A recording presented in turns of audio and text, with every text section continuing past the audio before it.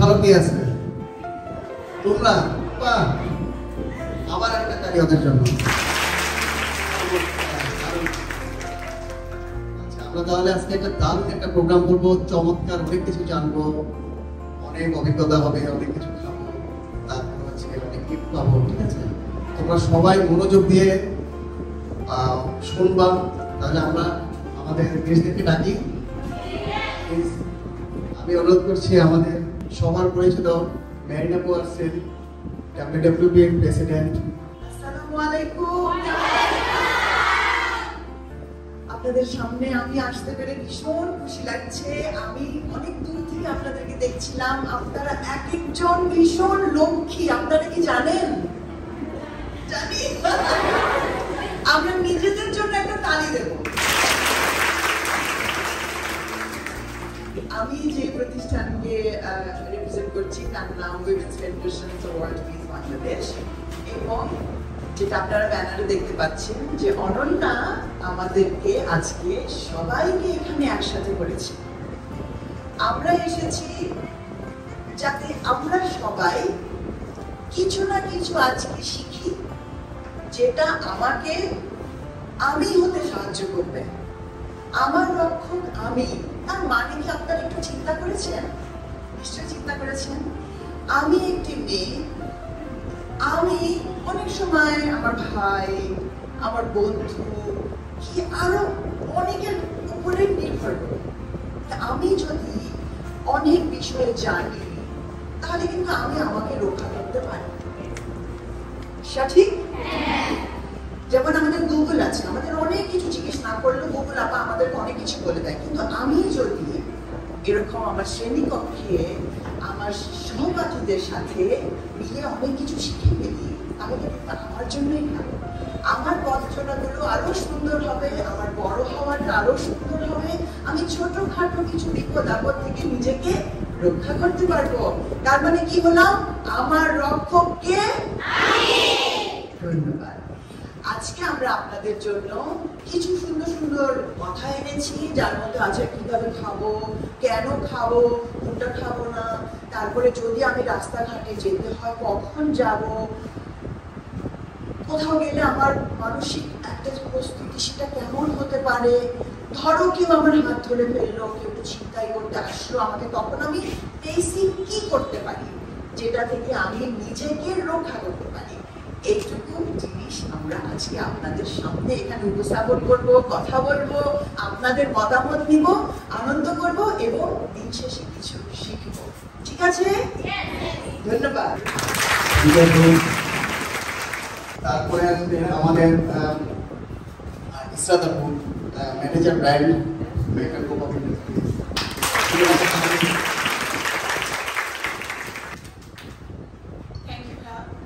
আসসালামু আলাইকুম, সবাই কেমন আছেন? আমার নামটা তো বললোই, আমি ইসরাত জাহান, মেকআপ গ্রুপ অফ ইন্ডাস্ট্রিতে আছি এবং ফ্রেশ অনমা স্যানিটারি ন্যাপকিনের ব্র্যান্ড ম্যানেজার। আজকে আমরা আপনাদের সাথে কিছু গুরুত্বপূর্ণ কথা বলবো। আপনি মনোযোগ দিয়ে শুনবেন যাতে হচ্ছে আপনারা শিখতে পারেন এবং জানতে পারেন। হ্যাঁ, তো আমি একটা ডায়লগ দিয়ে শুরু করতে চাই। আপনারা কি জানেন বাংলাদেশে কত % মেয়ে স্যানিটারি ন্যাপকিন ইউজ করে? কেউ বলতে পারবে? মাত্র 29% মেয়ে স্যানিটারি ন্যাপকিন ইউজ করে। আর বাকিরা কি ইউজ করে জানি? Any guesses? কেউ বলতে পারবে বাকিরা কি ব্যবহার করে? কাপড় ব্যবহার করে। তো কাপড় ব্যবহার করাটা কি ঠিক? না। আমরা এমনি কেউ আছি কাপড় ব্যবহার করি? না। দেখি সাহস করে দাঁড়াই তো, কাপড় ব্যবহার করে কিনা? প্যাড ব্যবহার করে কে? একটু দাঁড়ায়, একজন দাঁড়ায়, দাঁড়ায় কে কোনো একজন। আপনি কি ব্যবহার করেন কাপড়? প্যাড ব্যবহার করেন? প্যাড ব্যবহার করেন? আচ্ছা, একটু দাঁড়ান। কোন প্যাড ব্যবহার করেন? আচ্ছা, কোন প্যাড ব্যবহার করেন? জয়া ব্যবহার করেন। Very good. স্যানিটারি ন্যাপকিন ব্যবহার করা আর কাপড় ব্যবহারের মধ্যে ডিফারেন্স বলতে পারবেন? মানে কেন কাপড় ব্যবহার করা উচিত না, কেন স্যানিটারি ন্যাপকিন ব্যবহার করা উচিত? আচ্ছা, আমি বলছি, বসেন। কাপড় বা তুলা ইউজ করলে আপনার যে ইনফেকশনটা হয়, কাপড়টা আমাদের যারা কাপড় ইউজ করে তাদের জন্য বলছি যে এটা ভেরি ডেঞ্জারাস। কাপড় ব্যবহার করলে আপনি যখন এটা ধোন, এটা কিন্তু 100% পরিষ্কার হয় না, বিকজ এটা 40 ডিগ্রি সেলসিয়াসে আপনার রোদে শুকাতে হয়। যদি না শুকান এটাতে ব্যাকটেরিয়া রয়ে যায় এবং এই ব্যাকটেরিয়া আপনার ইনফেকশন হবে, সার্ভিক্যাল ইনফেকশন হবে এবং সার্ভিক্যাল ক্যান্সার যেটা হতে পারে। সো আমরা যদি কাপড় বা তুলা ইউজ করি, এই জিনিস আমাদের ভবিষ্যতে গিয়ে ইনফেকশন হয়ে ইভেন জ্বরের কেটে ফেলে দিতে হতে পারে। সো আমরা কি এখন থেকে কাপড় ব্যবহার করব না? আমরা কি ব্যবহার করব? স্যানিটারি ন্যাপকিন ব্যবহার করব। ঠিক আছে, দেখেন বাংলাদেশে আমরা একমাত্র brand fresh Ananya sanitary napkin. আচ্ছা, অনন্যা মানে কি জানি আমরা কেউ? দেখি একজন বলেন তো অনন্যা মানে কি? একজন দাঁড়ান তো, অনন্যা মানে ভেরি ইজি, দেখি কেউ পারেন কিনা? অনন্যা মানে হচ্ছে ইউনিক, যে সবার মধ্যে অন্যতম। আমরা প্রত্যেকটা মেয়ে কি সবার মধ্যে সবার থেকে আলাদা, সবার থেকে ইউনিক না? তাহলে কি আমাদের এরকম কাপড় তুলা ব্যবহার করা উচিত? আমাদের ব্যবহার করা উচিত সবচেয়ে ভালো প্রোডাক্টটা, যে প্রোডাক্টটা আমাদেরকে সুস্থ রাখবে। আমরা মেয়েরা প্রত্যেকটা ফ্যামিলিতে, ফুল ফ্যামিলিটা কে টেক কেয়ার করে? মা টেক কেয়ার করে না? বাবারও টেক কেয়ার কে করে? মা টেক কেয়ার করে। তো আপনারা ভবিষ্যতে মা না, যে আপনাদের সুস্থ থাকতে হবে না? মা সুস্থ থাকলেই তো ফুল ফ্যামিলি সুস্থ থাকবে নাকি? সো আমাদের নিজেদের টেক কেয়ারের জন্য, আমরা নিজেরা সুস্থ থাকার জন্য আমাদের নিজেদের কথা নিজেরাই চিন্তা করতে হতে পারে। অনেকে আছে যারা গিয়ে স্যানিটারি ন্যাপকিন কিনতে পারে না, বলতে লজ্জা পায়। পিরিয়ড হওয়া, প্যাড কিনতে যাও, এগুলো কি লজ্জার বিষয়? আমরা এখন ওই যুগে পড়ে আছি, পিরিয়ড নিয়ে কথা বলতে পারবো না, লজ্জা লাগে। আমরা হচ্ছে কাউকে বলতে পারবো না, আমরা বাবাকে বলবো, ভাইকে বলবো, আমাকে প্যাড এনে দাও, আমি নিজে গিয়ে ফার্মেসি থেকে কিনবো। ঠিক আছে, আমরা কি করি? চিপস খাই, বাইরে গিয়ে বেলপুরি খাই, মাসে 100 টাকার উপরে চলে যায়, বাট প্যাড কিনি না। কারণ কি? আমার লজ্জা লাগে, আমি প্যাড কিনতে যেতে পারি না, তাই কি না? তো আমরা কি করবো? আমরা এটা নিয়ে লজ্জা পাবো না। এই যুগে এসে আমরা যদি এই পিরিয়ড নিয়ে লজ্জা পাই, তাহলে আমরা নিজেরাই অসুস্থ হয়ে যাবো। ঠিক না? এখন থেকে আমরা প্যাড ব্যবহার করবো। মাসে যে খরচটা আমরা এই বাইরে খেয়ে নষ্ট করি, ওইটা বরং রেখে দিব, প্যাড কিনবো আমরা। ঠিক আছে, আজকে আমরা আপনাদের জন্য ফ্রি প্যাড নিয়ে এসেছি, সবাই ব্যবহার করবেন। এবং বাইরেও আমরা ডিসপ্লে করে রেখেছি প্যাড, আপনারা কম দামে, বাংলাদেশের মার্কেটে সবচেয়ে কম দামে প্যাড আমরা দিচ্ছি।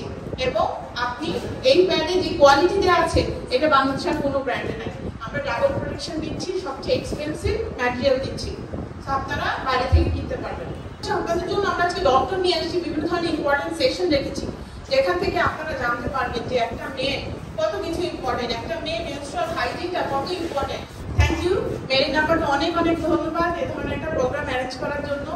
আমি মনে করি আপুর এই ইনিশিয়েটিভ এবং আমাদের সহযোগিতায় অনেক মেয়ের উপকার হবে। সবাইকে ধন্যবাদ।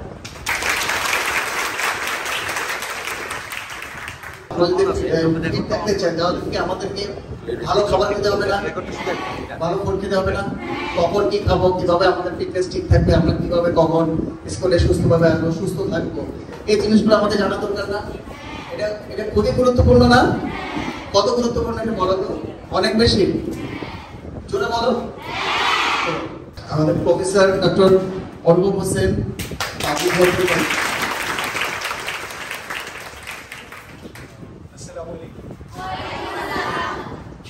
শুনতে পাচ্ছ আমাকে?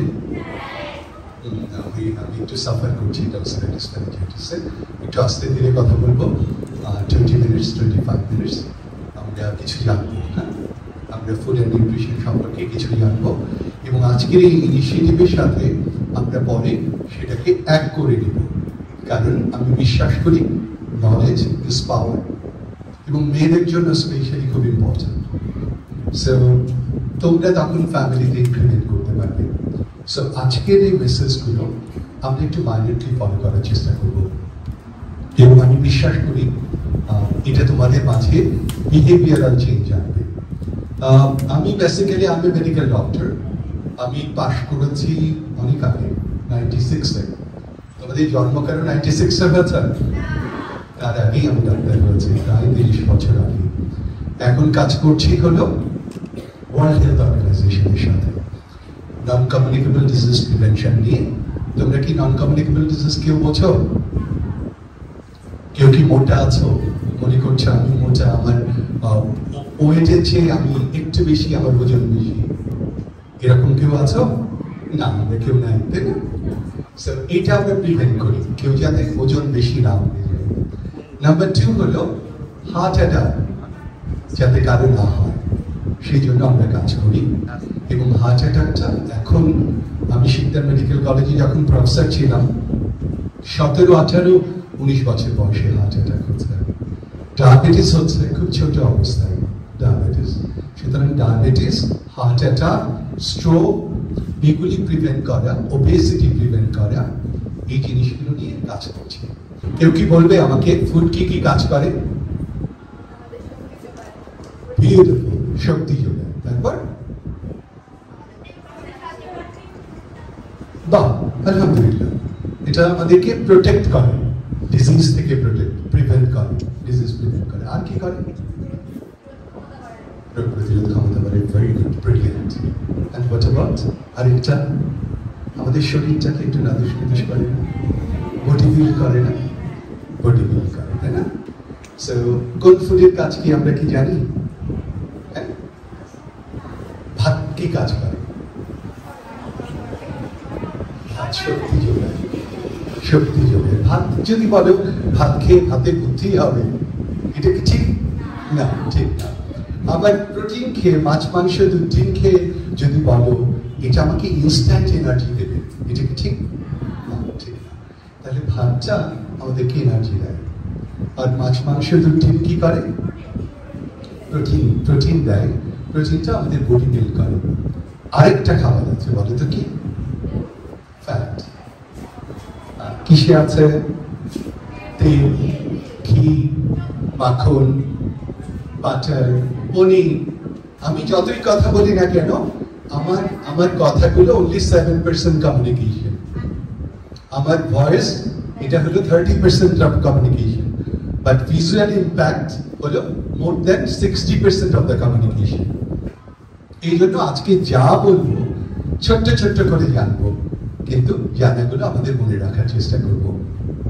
ফুড কি তোমরা বলেছো, আমরা একটু জানি পরের স্লাইডে। এই ফুডগুলো আমাদেরকে এনার্জি দেয় না? ভাত, রুটি, ব্রেড। কোন খাবারগুলো আমাদেরকে বডি বিল্ড করতে সাহায্য করে? মাছ, মাংস, ডিম। ভেরি গুড, আলহামদুলিল্লাহ, অনেক জানো তো তোমরা।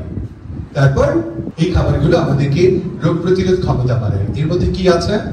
Vitamins and minerals. আমরা ভিটামিনস এন্ড মিনারেলস সম্পর্কে পরে জানবো। এরপরে স্লাইডে যাই আমরা। আরেকটা ইম্পর্টেন্ট খাবার হলো পানি। আমাদের শরীরের কত ভাগ পানি জানো? 80 ভাগ। 80 ভাগ।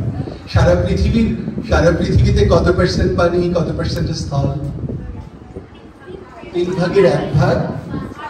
3 ভাগের 1 ভাগ স্থল। বাদ বাকি 2 ভাগ হলো প্রশান্ত মহাসাগর, আটলান্টিক মহাসাগর, উত্তর মহাসাগর, দক্ষিণ মহাসাগর, ভারত মহাসাগর। ক্লাস 5-এ পড়েছিলাম।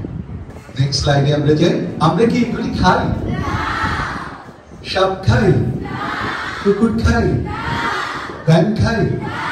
কেঁচো খাই? কিন্তু অনেকেই কিন্তু খায়। কুকুর, কোরিয়ানরা যেখানে কাজ করে সেখানে বাংলাদেশি কুকুর আর পাওয়া যায় না, ওরা সব খেয়ে ফেলে। আমি আমার মাস্টার্সটা করেছি পাবলিক হেলথে, এটা সাউথ কোরিয়াতে। সাউথ কোরিয়ার একটা গল্প বলি। সাউথ কোরিয়ায় যখন যেতাম তখন পার্কে আমাদের যেরকম চানাচুর বিক্রি হয়, ওদের সাপ বিক্রি হতো, এখনো হয়। তুমি দেখে নিবা কোন সাপটা তোমার পছন্দ, তারপর আংটা দিয়ে সাপটাকে তুলবে, তেলের ভেতরে দেবে এবং ফ্রাই হয়ে যাবে, তারপর কেটে সস দিয়ে সার্ভ করবে। ওইটা দেখার পর আমার প্রথম ট্যুরে যে 15 দিন ছিলাম, ইনশাআল্লাহ আমি আর কোনোদিন সাউথ কোরিয়াতে কোনো রেস্টুরেন্টে খেতে পারি। সো যেটুকু, যে নুডলস একটু গরম পানি দিয়ে, আমি তেমন কিছু করতে পারি না, সো এইটুকুই খেয়ে 15 দিন থাকতে হয়েছে আমাকে। সো কেন এটা দেখালাম? এটা কিন্তু ওদের কাছে ফুড। আমি এমন একটা দেশে গেছি, দেশটা তোমরাও চেনো, নাপোলি। সো সেখানে বানর, জ্যান্ত বানর মানুষের সামনে আনা হয়, বড় তরবারি দিয়ে বানরের মাথাটা কেটে ফেলা হয়, খুলি, এবং বানর তখনও জীবন্ত থাকে, ওর ব্রেনটা মানুষ চামচ দিয়ে খায়। এটাও ফুড, কেঁচো কারোর কাছে ফুড। তাহলে আমরা ফুডের ডেফিনেশন কি? Next slide. যা খাই সেটাই ফুড। আমাদের কাছে কেঁচো, ব্যাং, সাপ ফুড না, কিন্তু অনেক জাতির কাছে কেঁচো, ব্যাং, সাপ ফুড। এবং পোকামাকড় থেকে শুরু করে সবকিছুই তারা খায়। চাইনিজরা এর মাঝে অন্যতম। পৃথিবীতে যদি কোনোদিন দুর্ভিক্ষ হয়, অন্য কোনো জাতি মারা গেলেও চাইনিজরা মারা যাবে না। Next please. এবার বলো তো নিউট্রিশনটা কি? ফুড তো আমরা জানলাম, যা খাই। আমি বলেন বলেন। হ্যাঁ, এই তো ইন্টারেস্টিং। বলো বলো। স্বাস্থ্যবিধি না তো। ফুডের কাজ দেখো, এনার্জি দেয়, বডি বিল্ড করে, প্রোটেক্ট করে ডিজিজ। তাহলে আমরা তারপর স্লাইডে যাই। তাহলে এটা থেকে পাই না যে যা পাই সেটাই নিউট্রিশন। ফুড হলো যা খাই, আর নিউট্রিশন হলো যা পাই। আমরা প্রত্যেকটা কাজ আজকে কি কাজ করতে এসেছি আমরা? আজকে আমরা তোমাদেরকে কিছু বিষয়ে কথা বলবো, তাই না? পরে যদি দেখি তোমাদের বিহেভিয়ারাল চেঞ্জটা হয়েছে, তোমরা যে উদ্দেশ্যে আজকে এসেছ সেটা নিয়ে গেছো, সেটা হলো নিউট্রিশন। বুঝতে পেরেছ? ফুডটা হলো আমাদের পার্ট, আর নিউট্রিশন হলো তোমাদের পার্ট। নেক্সট, আমরা যদি ফুডের ক্লাসিফিকেশন দেখি, তাহলে ফুডকে দেখবো। অলরেডি আমরা ডিসকাস করে ফেলেছি, এই স্লাইডে আমরা বেশিক্ষণ থাকবো না। প্রোটিন, ফ্যাট, কার্বোহাইড্রেট, এটা হলো মাইক্রো নিউট্রিয়েন্টস অথবা micro ingredients of food. Next, micro is vitamins, minerals and water. এই জায়গাতেই সমস্যা। আমি যদি আমাদেরকে জিজ্ঞেস করি যে তোমরা প্রোটিন, ফ্যাট, কার্বোহাইড্রেট খাও কিনা, তোমরা সবাই হাত তুলবে। কিন্তু যদি ভিটামিনস এন্ড মিনারেলস খাও কিনা, শাকসবজি না, ফলমূল না, এটা আনস্মার্ট, সামথিং লাইক দ্যাট। আমাদের কাছে আমার গ্রামে একই অবস্থা। আগে গ্রামে আমরা যেতাম হলো শাকসবজি তাজা খাওয়ার জন্য, ফলমূল তাজা খাওয়ার জন্য। এখন গ্রামের মানুষ দৌড়ায় গিয়ে ব্রয়লার মুরগি নিয়ে আসে আর পাঙ্গাস মাছ নিয়ে। এই ব্রয়লার মুরগি আর পাঙ্গাস মাছ খাওয়ার জন্য তো গ্রামে যায় না। এটা বোঝানো দরকার।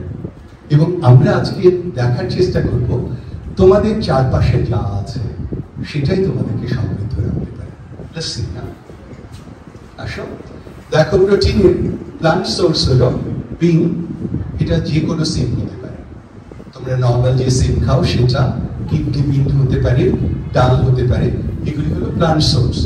প্লান্ট সোর্সটা একটু poor protein, but high protein is animal source. মাছ, মাংস, ডিম। কে কে আজকে ডিম খেয়েছ? ডিমটা খাওয়া উচিত। তোমাদের জন্য, তোমাদের এই ডেভেলপিং এজে ডিমটা অত্যন্ত গুরুত্বপূর্ণ। আমরা যখন হেলথ এডুকেশনের পার্টটা শুরু করি, গ্রামের মানুষদেরকে আমরা বোঝাতাম যে আপনি আপনার বাচ্চাকে ডিম খাওয়ান, যতটুকু ডিম খাওয়াবেন ততটুকু গোস্ত লাগবে বাচ্চার গায়ে।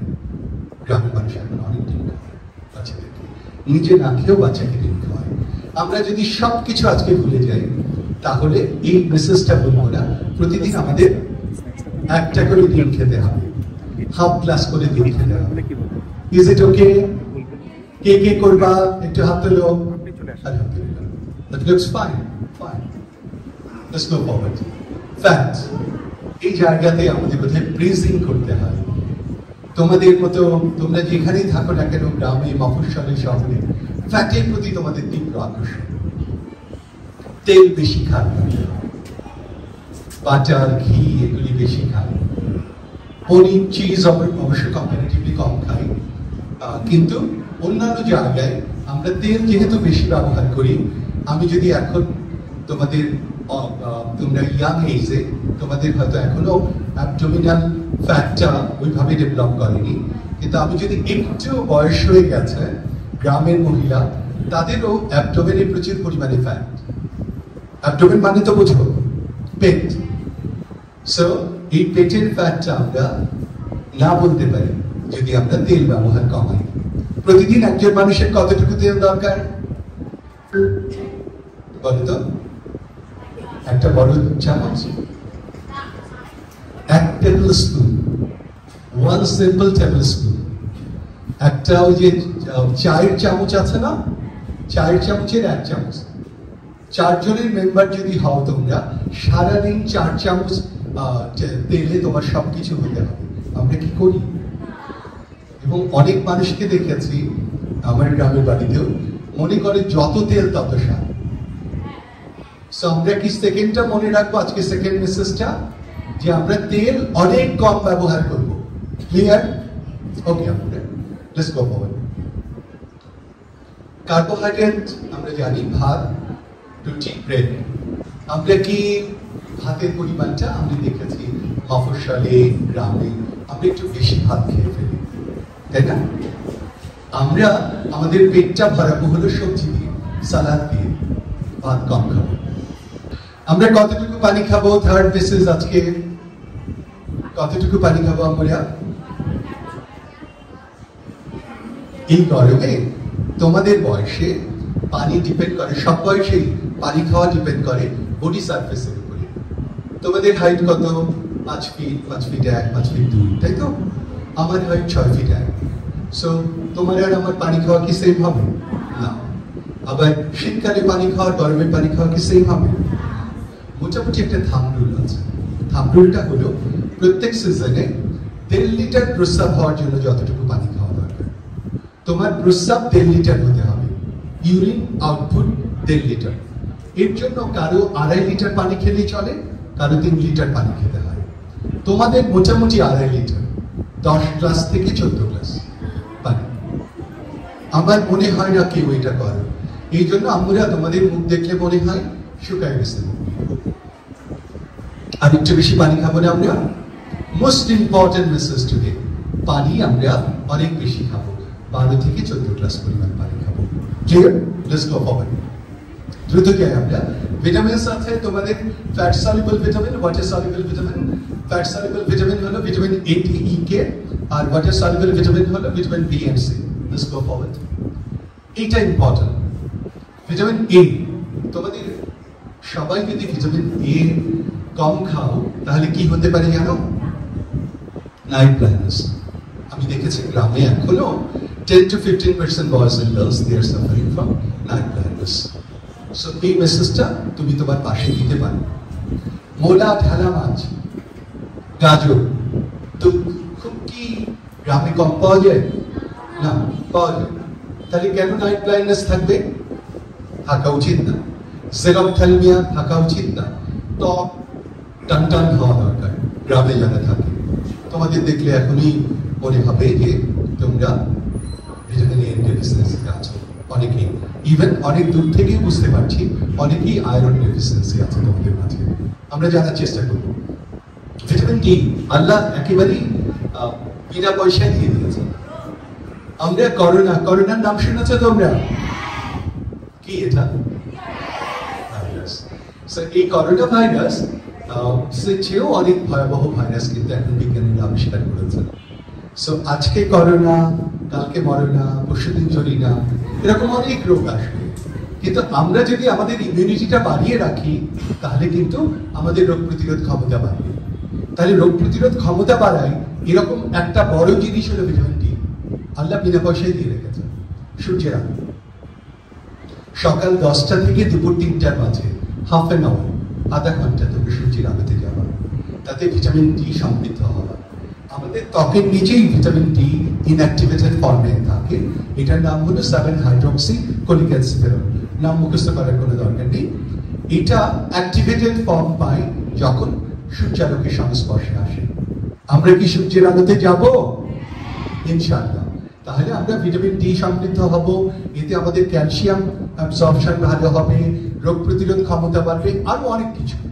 ভিটামিন সি, বাংলাদেশ এমন একটা দেশ যেখানে ভিটামিন সি এর অভাব হওয়ার কথা না, কিন্তু তোমাদের মাঝে অনেকের ভিটামিন সি এর অভাব আছে। আমি জানি, একটু টেস্ট করলে বোঝা যাবে।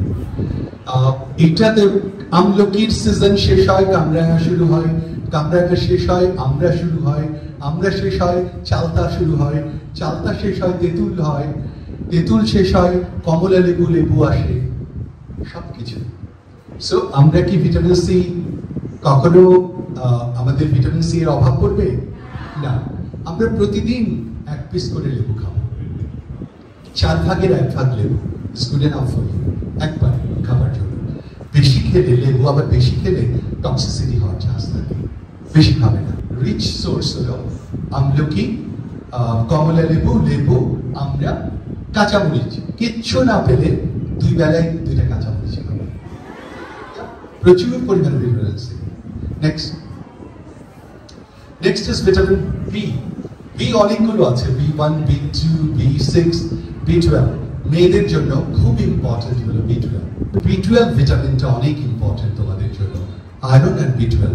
সুতরাং B12 এর যে সোর্স আছে পোল্ট্রি, অর্থাৎ আমাদের হাঁস মুরগ মুরগি এবং গ্রিন লিফি ভেজিটেবলস, এগুলি তোমরা বেশি করে খাবে। Next please. Minerals, calcium, iron, potassium, sodium, zinc. দেখে মনে হচ্ছে তো আমরা অনেকগুলো খনি পেয়ে গেছি না? না, এগুলো আমাদের প্রত্যেকের শরীরে দরকার। কিভাবে দরকার, কিভাবে পাই আমরা একটু দেখি। আয়রন, যেসব সবজি বা শাক কেটে রাখলে কালো হয়ে যায় সেগুলিতে আয়রন আছে, যেমন কচুর শাক, কচুর লতি, কাঁচা কলা, এগুলো কি খুব দামি? তাহলে তোমাদের আয়রনের অভাব কেন?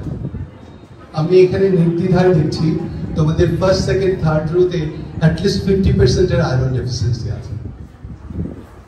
আমরা মোস্ট ইম্পর্টেন্ট মেসেজ, আগামীকাল থেকে আইদার কচুর শাক, কচুর লতি, কাঁচা কলা, যে কোনো একটা প্রতিদিন খাবে, ঠিক আছে? নেক্সট টাইম যখন তোমাদের সাথে দেখা হবে তোমরা যেন আয়রন ডেফিসিয়েন্সি থেকে মুক্ত হও। ক্যালসিয়াম রয়েছে হলো দুধে, কমলা লেবুতে ও নিরে। তোমরা বলো তো ক্যালসিয়ামের কাজ কি? আচ্ছা, আয়রনের কাজ কি? Why this is so important, iron? Tell me. তোমাদের মেনস্ট্রুয়াল সাইকেলে আয়রন কিন্তু লস হয়, হিমোগ্লোবিন লস হয়, ব্লাড লস হয়, তো হিমোগ্লোবিন লস হয় এবং আয়রন লস হয়। সেইটা পূরণ করার জন্য তোমাদের আয়রনের খুব দরকার। পাশাপাশি তোমাদের রক্ত কতখানি কাজ করবে, অক্সিজেন বহন করবে, সেটার দায়িত্ব হলো আয়রন। এই জন্য haem iron is very important. So this is about calcium. Calcium তোমার দাঁত এবং তোমার বোনসের ফাংশনের জন্য খুব ইম্পর্টেন্ট। ব্যালেন্স ডায়েট, আমরা এতক্ষণ যা বললাম সব যদি একটা একটা করে খাই তাহলে কি ব্যালেন্স হবে? না। আমাদের কতটুকু কার্বোহাইড্রেট খেতে হবে, কতটুকু প্রোটিন খেতে হবে, কতটুকু ফ্যাট খেতে হবে, একটা গাইডলাইন আছে। আচ্ছা, তোমরা বলো তো 2টা ব্যালেন্স ডায়েটের নাম বলো যেটা আল্লাহ দিয়ে দিয়েছে। one more answer. Let's see, না? আমরা দেখি। Let's see. দুধ আর ডিম, শুধু এক ভিটামিন সি ছাড়া সব কিছু আছে, এভরিথিং, দুধ আর ডিম। সো এই কারণে বলেছি প্রতিদিন যদি আমরা সবকিছু ভুলে যাও তাহলে হাফ গ্লাস দুধ অথবা 1 পোয়া পরিমাণ দুধ আর একটা ডিম is a must. Okay, next let's go forward. Balance diet হলো, আজকে সময়ের কারণে যাব না, প্রোটিন কতটুকু খেতে হয় এটা তোমাদের বইয়ে আছে, তোমাদের ক্লাস 5, 6, 7, 8 এর বইয়ে আছে। প্রোটিন, ফ্যাট, কার্বোহাইড্রেটের ইকুয়েশনটা বলা আছে। সো ইকুয়েশন অনুযায়ী খেলেই ব্যাপারটা ব্যালেন্স হবে। Next please. প্রতিদিন আমরা কয়বার খাবো বলে তো? ভেরি গুড, কে বলেছ? Very good. ওর জন্য একটা ছোট্ট গিফট আমার পক্ষ থেকে। সবাই এরকম সেমিনারে বা ওয়ার্কশপে গেলে সবাই বলে যে 3 বার, সকালের নাস্তা, দুপুরের খাবার, ডিনার। অ্যাকচুয়ালি আমরা ডায়াবেটিক পেশেন্টের মতো খেতে পারি, লাইক 2 আওয়ার্স পর। একদম ছোটবেলা থেকে তোমাদের তো ইজ এ মাস্ট, কারণ তোমাদের ডেভেলপিং এজ। সো সকালের নাস্তা তোমরা 2 বার করতে পারো। Very early in the morning একটা খেজুর দিয়ে শুরু করলাম, খেজুর, 1 গ্লাস পানি, একটু মধু, একটু চা, একটু বিস্কিট। দেন তোমার ব্রেকফাস্টটা খেলে 2 ঘন্টা পর। দুপুরের খাবার খেলে সকাল 1টা থেকে 2টার মাঝে দুপুরের খাবার। বিকেলে খেলা হলো 4টা থেকে 5টার মাঝে। রাতের খাবার 7:30টা থেকে 8টার মাঝে। কে 7:30টা থেকে 8টার মাঝে ডিনার করো? আলহামদুলিল্লাহ, ইটস রিয়েলি নাইস। কারণ ঘুমাতে যাওয়ার আগে 2 ঘন্টা দিতে হয়। সো ডিনার করার পরে মিনিমাম 2 আওয়ার্স পরে তারপরে ঘুমাতে দিতে হয়। সো 8টা should be the cut off time for dinner, and then 10টা 10:30টার দিকে তোমরা বেডে যাবা। তবে মনে রেখো এই সময়ে নো ব্লু লাইট এক্সপোজার, কোনো মোবাইল ফোন না। রাত 8টার পরে কে মোবাইল ফোন দেখো? যদি কেউ দেখো please say no to mobile, তোমাদের ঘুমটা ভালো হবে। Next please. ফুড হাইজিন হলো আমরা যে খাবারগুলো খাই সেগুলি আমরা ধুয়ে খাবো। কাটার আগে সবজি ধুয়ে নিব, তাতে সবজির ইনগ্রেডিয়েন্ট গুলো লস হবে না, বাট অন্যান্য খাবার আমরা ধুয়ে খাবো। একটা হলো ফুড হাইজিন। Next please. আমি খুব দ্রুত যাচ্ছি সে কারণে। Next is personal hygiene. আমরা ফুড ধুয়ে নিলাম কিন্তু আমার নখ কাটা নেই, ফুড ধুয়ে নিলাম কিন্তু আমার হাত পরিষ্কার না, হবে না। ফুড ধুয়ে নিলাম কিন্তু আমার অনেক ঘাম, তারপরে ঘামও মুছতেছি আবার ফুডও ধরতেছি, হইল? So we should be careful about personal hygiene. Next is খুব attractive না? প্রচন্ড attractive। কি খাও না বলে তো আমরা? Wow! ওর জন্য একটা গিফট। ওকে, যে আমরা এই জায়গাগুলিতে আমরা অনেক যত্নবান হব। আমি দেখেছি একদম মফস্বলের স্কুলে গিয়েও, স্কুলের 100 গজের ভিতরে টোব্যাকো, স্কুলের 100 গজের ভিতরে চিপসের দোকান, স্কুলের 100 গজের ভিতরে কোকের দোকান, এবং এই সবগুলি রয়েছে। আমরা এটার against, and we are going for a massive campaign within very short time. So তোমরাও যে যার জায়গা থেকে প্রতিবাদ করবে। Next please. আমরা এগুলো খাবো না, হ্যাঁ? এবং এগুলির গায়ে লেখা থাকতে হবে Coke it creates obesity, it can create what? Heart attack, block, stroke, diabetes, cardiovascular disease। এগুলি লেখা থাকতে হবে। সিগারেটের গায়ে যেরকম থাকে না, এগুলি গায়ে লেখা থাকতে হবে। প্রত্যেকটা বার্গারের প্যাকেটে লেখা থাকতে হবে। Next please. Fitness, why this is so important? কে বলবে why this is so important? তার জন্য আরেকটা গিফট আছে। ফিটনেসটা কেন ইম্পর্টেন্ট আমরা? সুস্থ থাকার জন্য। হ্যাঁ, এই আনসারটা একেবারেই গতানুগতিক হয়ে গেল। আচ্ছা ঠিক আছে, আমরা একটু দেখি না। WHO definition of health is like, health হলো physical, mental and social well-being।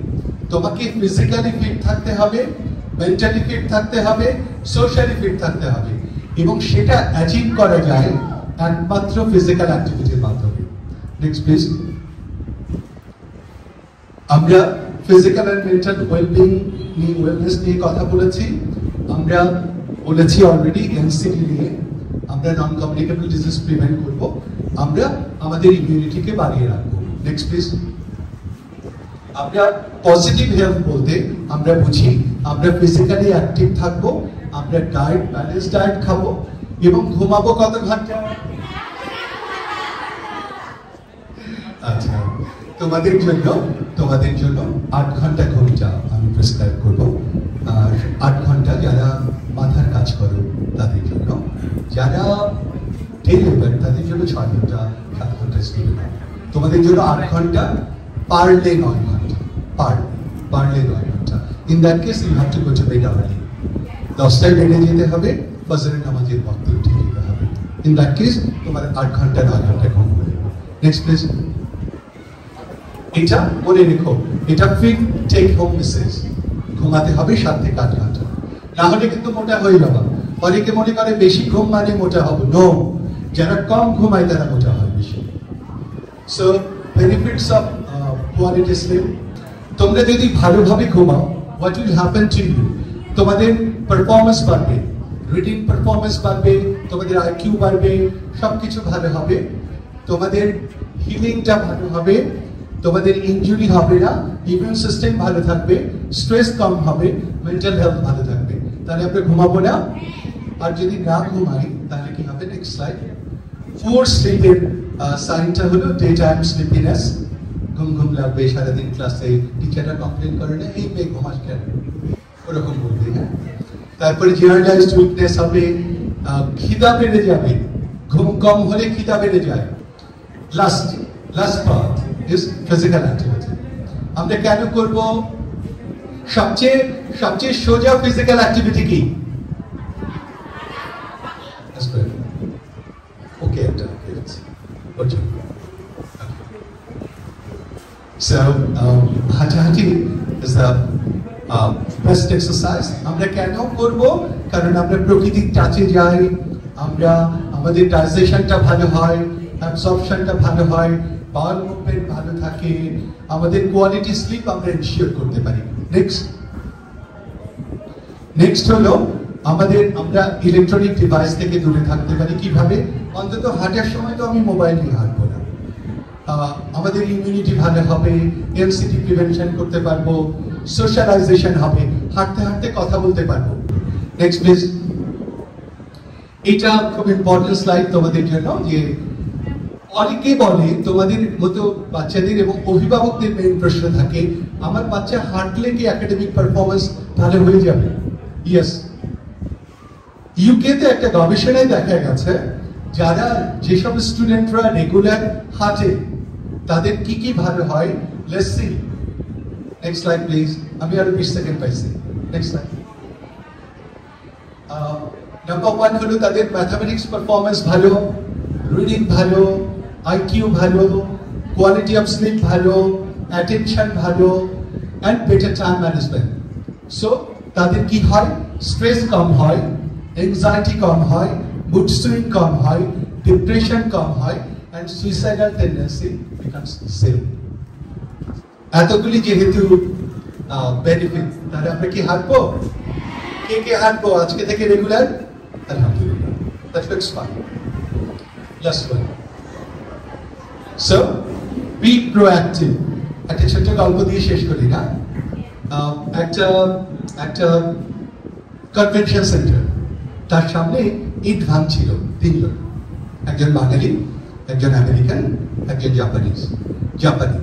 So বাঙালিকে জিজ্ঞেস করা হলো মাইক্রোফোন দিয়ে, আপনি কি করবেন? অ্যাজ ইউজুয়াল বিরক্ত, বাঙালিরা সবসময় বিরক্ত থাকে। তো দেখছেন না আমি কি করি, আপনি আবার জিজ্ঞাসা কেন? তারপর একজন আমেরিকানকে জিজ্ঞেস করা হলো যে আপনি কি করছেন? আমেরিকান একটু হেসে বলল যে আমি ঘন্টায় $10 করে আর্ন করছি। অর্থাৎ তার জন্য টাকাটা ইম্পর্টেন্ট। জাপানি ভদ্রলোক তার জায়গা থেকে উঠে গেলেন, উঠে যেয়ে বললেন, আমার শ্রমে এই কনভেনশন সেন্টারটা গড়ে উঠছে। সো আজকে আমরা যারা এসেছি, আমরা যারা কথা বলবো, একটা ইম্পর্টেন্ট মেসেজ, আমরা জীবনের প্রত্যেকটা ক্ষেত্রে প্রোঅ্যাক্টিভ থাকবো, তাহলে দেখবা কোনোদিন পেছনে ফিরে তাকাতে হবে না। আল্লাহ বারাকাত দেবেন তোমাদের। So thank you very much. নতুন বাংলাদেশ গড়ার জন্য তোমাদেরকে অনেক অনেক বেশি পরিশ্রমী এবং উদ্যমী হতে হবে। আর থ্যাংক ইউ।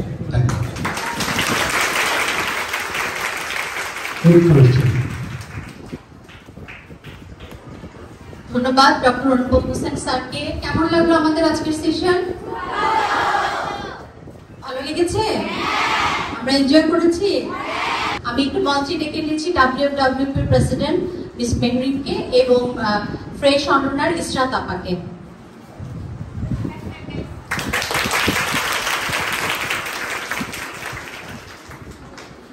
আমি দুজনকেই অনুরোধ করছি আমাদের আজকের স্পেশাল গেস্ট ডক্টর অনুপম হোসেন স্যারকে স্যারের হাতে তার ছোট্ট টোকেন অফ লাভটা তুলে দেওয়ার জন্য।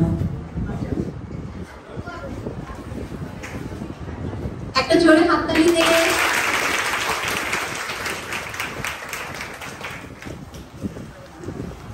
অনেক ধন্যবাদ স্যার আপনাকে।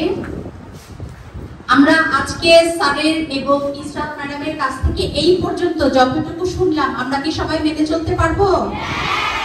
শিওর? স্যানিটারি ন্যাপকিন কেনার জন্য কাউকে বলতে হবে? আমরা নিজেরা কিনতে পারবো? আমরা পরিষ্কার থাকতে পারবো? খাবার কিভাবে খাবো, কিভাবে নিজেরা ফিট থাকবো সেটা মেনটেন করতে পারবো? ঠিক আছে, এবার একটু টায়ার্ড, একটু খাওয়া দাওয়া করি, তারপরে আবার নেক্সট সেশনে যাব, ঠিক আছে? আচ্ছা, তাহলে আমরা একটা কাজ করি, যেহেতু কেউ টায়ার্ড না, আমরা আরেকটু মজা করি, আরেকটা সেশন নিই, ঠিক আছে? ওকে, আমাদের মাঝে ডেকে নিচ্ছি আমাদের ছোট্ট বোন মৃদুলাকে। মৃদুলাকে রিকোয়েস্ট করবো মঞ্চে আসার জন্য। আচ্ছা, আমরা আজকের অনুষ্ঠানে বা আজকের তোমাদের সাথে আমাদের বসার কেন বসেছি বা আমাদের প্রোগ্রামটার মূল্যটা কি জানি? বলো তো, এখানে কি লেখা আছে?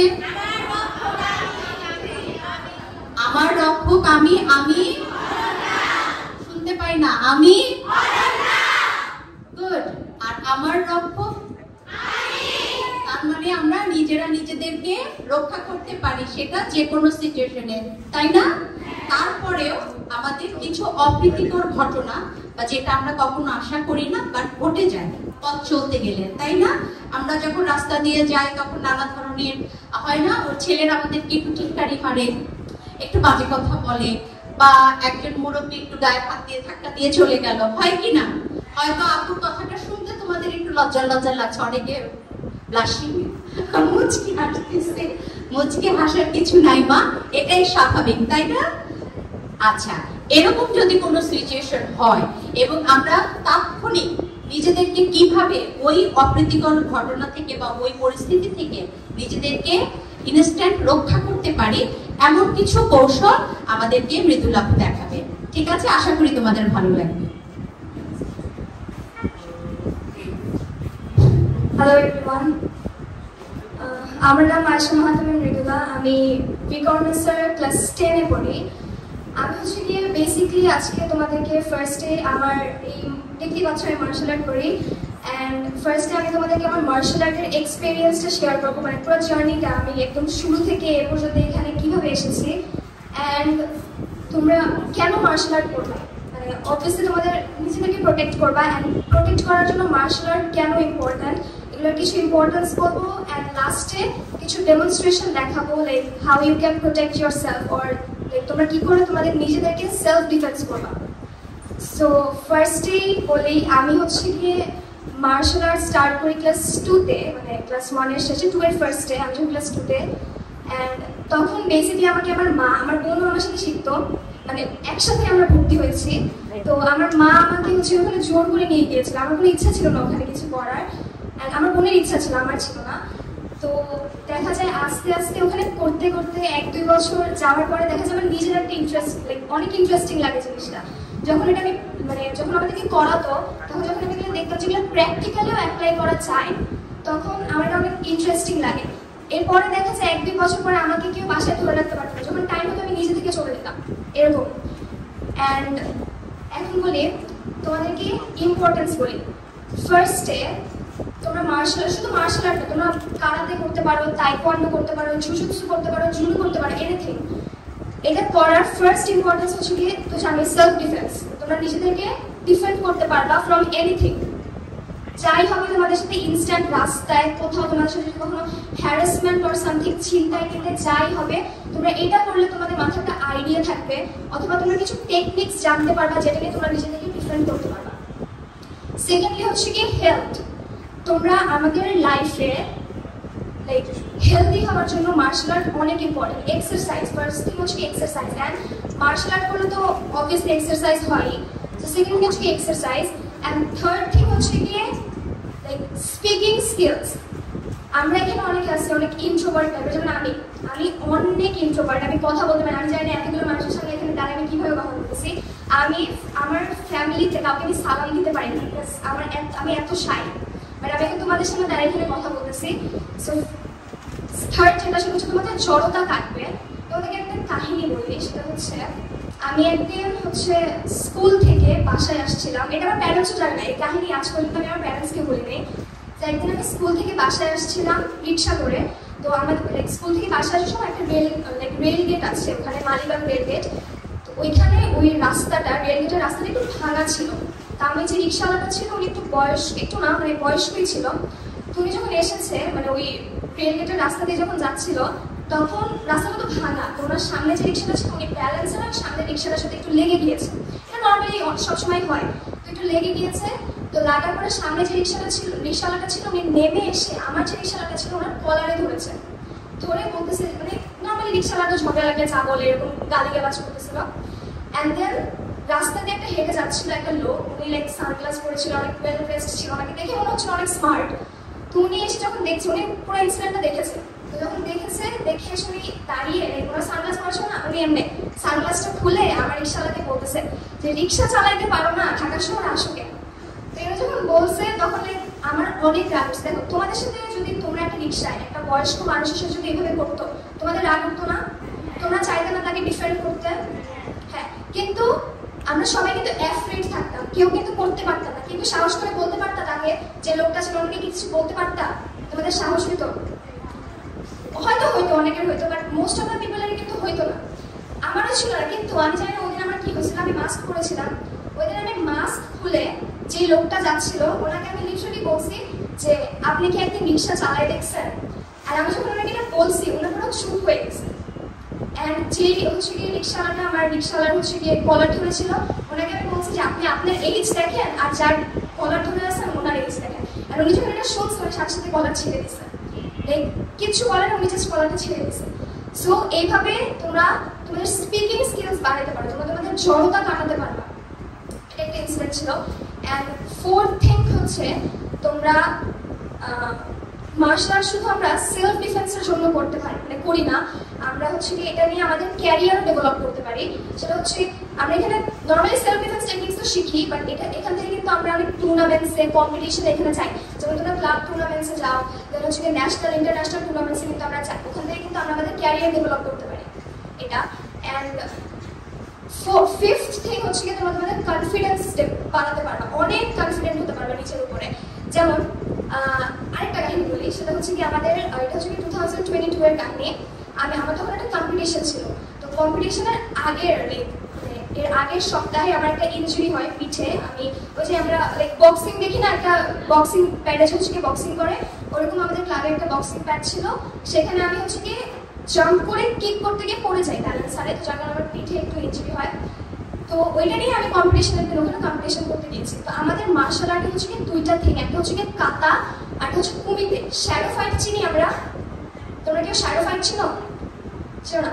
শ্যাডো ফাইট হচ্ছে কি বেসিক্যালি নর্মালি আমাদের কি হয়, normally man to man fight হয়, কিন্তু শ্যাডো ফাইট হচ্ছে কি তুমি সিঙ্গেল একটা পার্সন থাকো, সে তোমার সামনে একটা লাইক অপোনেন্টকে ইমাজিন করে ফাইট করা হয়, এটা হচ্ছে কি শ্যাডো ফাইট আর কি। তো ওইটাকে আমরা জাপানিজ, আমরা তো মার্শাল আর্ট হচ্ছে কি জাপানিজ টার্মস ইউজ করি সব, তো ওইটাকে মানে শ্যাডো ফাইটটাকে হচ্ছে কি আমরা জাপানিজে কাতা বলি, আর ম্যান টু ম্যান যে ফাইটটা হয় ওটা হচ্ছে কি কুমিতে। এই দুটো জিনিস থাকে। তো আমাদের যে কম্পিটিশন ছিল ওখানে ফার্স্ট আমি কাতা করেছি, যেটা শ্যাডো ফাইট আর কি, ওটা করেছি। তো এটা করার পর তো অনেক মুভমেন্ট করতে হয় আমাদের, অনেক অনেক এনার্জি লাগে। তো পিঠে আমার অলরেডি ব্যথা ছিল, আরো ব্যথা হয়ে গিয়েছিল, তো পরে আবার কুমিতে করতে হতো। তো এরপরে তো আমার অলরেডি ব্যথা, আমি কুমিতে করলে তো অবভিয়াসলি আমি ইনশিওর হবো, যেহেতু ম্যান টু ম্যান যে কোনো জায়গায় লেগে যাবে, তো আমি ইনশিওর হওয়ার চান্সেস থাকে। তো আমার সাথে যে ফ্রেন্ডসরা ছিল ওরা আমাকে বলেছে যে না এখন হচ্ছে তো পড়া লাগবে না, তোর পিঠে ব্যথা, এরকম অনেক বলেছে। আমি আমার বাবাকে কল দিয়েছিলাম, বাবা বলছে না তুমি করবা, তুমি যদি আজকে এটা খেলো তাহলে বাসায় আসবে না, এভাবে বলছে। তো পরে এখন আমি কি করবো, আমি হচ্ছে ওটা হচ্ছে কি মিরপুর ইন্ডোর স্টেডিয়ামে হয়েছিল টুর্নামেন্টটা। তো আমি হচ্ছে কি গ্যালারিতে ছিলাম, নিচে নেমে যে টেবিল থাকে ওই টেবিলে হচ্ছে গিয়ে প্লেয়ার্সদের নাম দেবে, ওখানে প্লেয়ার্সদেরকে অ্যানাউন্স করে গিয়ে এখন ম্যাটে যেয়ে খেলবে। তো ওই টেবিলে যেয়ে আমাকে হচ্ছে আমার ফ্রেন্ডসরা বলছে তো নাম কেটে এত খেলা লাগবে না। তো আমি নিচে যেয়ে অনেকক্ষণ ভেবে চিন্তে পরে কি করলাম যে ইনস্ট্রি হয়ে যাবে, থাক নাম কেটে আসি। তো নিচে যে আমি নাম কেটে আসছি, পরে আমি আমার গ্যালারিতে চলে আসি। তো পরে কেন যেন আমার মনে হলো যে আমি তো খেললাম না, নাম দিলাম, এখন আমি তো নিজের কাছেই নিজে ফার্স্টে হেরে দিলাম। আমি মানে ঠিক আছে আমার পিঠে ব্যথা, কিন্তু আমি প্রথমে নিজের কাছে নিজে হেরে গেলাম, আমি তো খেলার সুযোগও নিজেকেই সুযোগ দিলাম না খেলার, তাহলে এটা কি করে হলো? তাই পরে এগুলো চিন্তা ভাবনা করে আমি 5 মিনিট পরে আবার নিচে যাই, আবার নিজে নাম লিখে আসছি। পরে লিখে এসে খেলা স্টার্ট হয়েছে, আমাকে ডাকছে ম্যাটে। আমি ফার্স্ট অনেক নার্ভাস ছিলাম, পরে লাগলো যে না আমার যতটুকু প্র্যাকটিস করার ছিল আমি তো করে আসছি, যা হবে করে দেখা যাবে, মানে হাইয়েস্ট মরে তো যাবো না, একটু ইনজিওর হবো বাট মরে তো যাবো না। তো পরে খেলা স্টার্ট হয়েছে, খেললাম। খেলার পরে আমার যে অপোনেন্ট ছিল, আমি এতটুকু ছিলাম, আমার অপোনেন্ট এই ছিল। তো ও হচ্ছে কি আমাকে ফার্স্টে একটা পাঞ্চ করলে হচ্ছে কি 1 পয়েন্ট, আর কিক করলে হচ্ছে কি 3 পয়েন্ট। তো আমাকে ফার্স্টে 3টা পাঞ্চ করে 3 পয়েন্ট নিয়ে নিছে। এখন আমি তো আরো নার্ভাস, যাবো না কি করবো, হেরে যাবো মনে হয়, শুধু দিলাম। এরকম অনেক কিছু। তো পরে দেখা গেছে যখন 30 to 40 সেকেন্ডস আপ হয়ে গেছে তখন আমি কিক করি, কিক করার পর আমার 3 পয়েন্ট হয়ে যায়, মানে ও 3টা পাঞ্চ করছে, আমি একটা কিক করছি, কিক করার পর আমার 3 পয়েন্ট হয়ে গেছে, ওরও 3 পয়েন্ট। তখন এরকম করে আবার যখন খেলা স্টার্ট হয়েছে আমি আরেকটা কিক করি, করে আমার 6 পয়েন্ট হয়ে যায়। এরকম আমি টানা 4টা কিক করে 12 পয়েন্টে খেলে ওর সাথে আমি জিতে গেছি। অ্যান্ড এরপর থেকে এই ইনসিডেন্টের পর থেকে ওই দিন ওখানে তো অনেকগুলো রাউন্ড খেলে তোমার হচ্ছে গিয়ে গোল মানে মেডেল পেতে হয়। ওই দিন আমার 5টা রাউন্ড খেলতে হয়েছে, আমি 5টা রাউন্ডে আমি জিতে ওই দিন গোল পাইছি ন্যাশনালসে। অ্যান্ড এরপর থেকে আমি যতগুলো টুর্নামেন্ট খেলছি কুমিতে, মানে ম্যান টু ম্যান ফাইটে আমি যতগুলো টুর্নামেন্ট খেলছি এখন পর্যন্ত আমি একটা টুর্নামেন্টে গোল ছাড়া কিছু পাইনি, আমি অলওয়েজ গোল পাইছি। সো এগুলোই হচ্ছে কি তোমার মার্শাল আর্ট করার ইম্পর্টেন্স। আর মোস্ট ইম্পর্টেন্স হচ্ছে গিয়ে সেলফ ডিফেন্স। তুমি মার্শাল আর্ট করলে তুমি নিজেকে প্রোটেক্ট করতে পারবাই।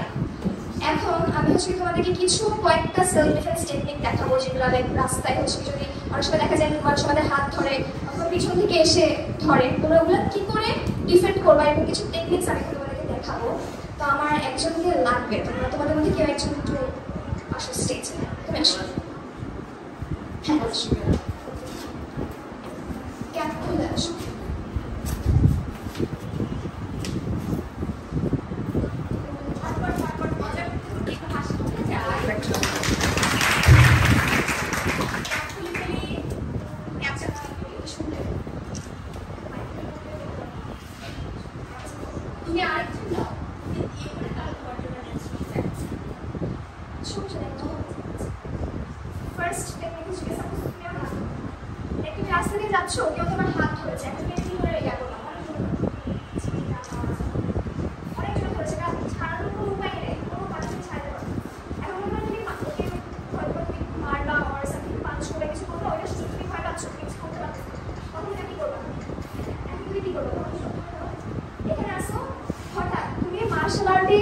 জিনিস সবকিছু হতে হবে হঠাৎ।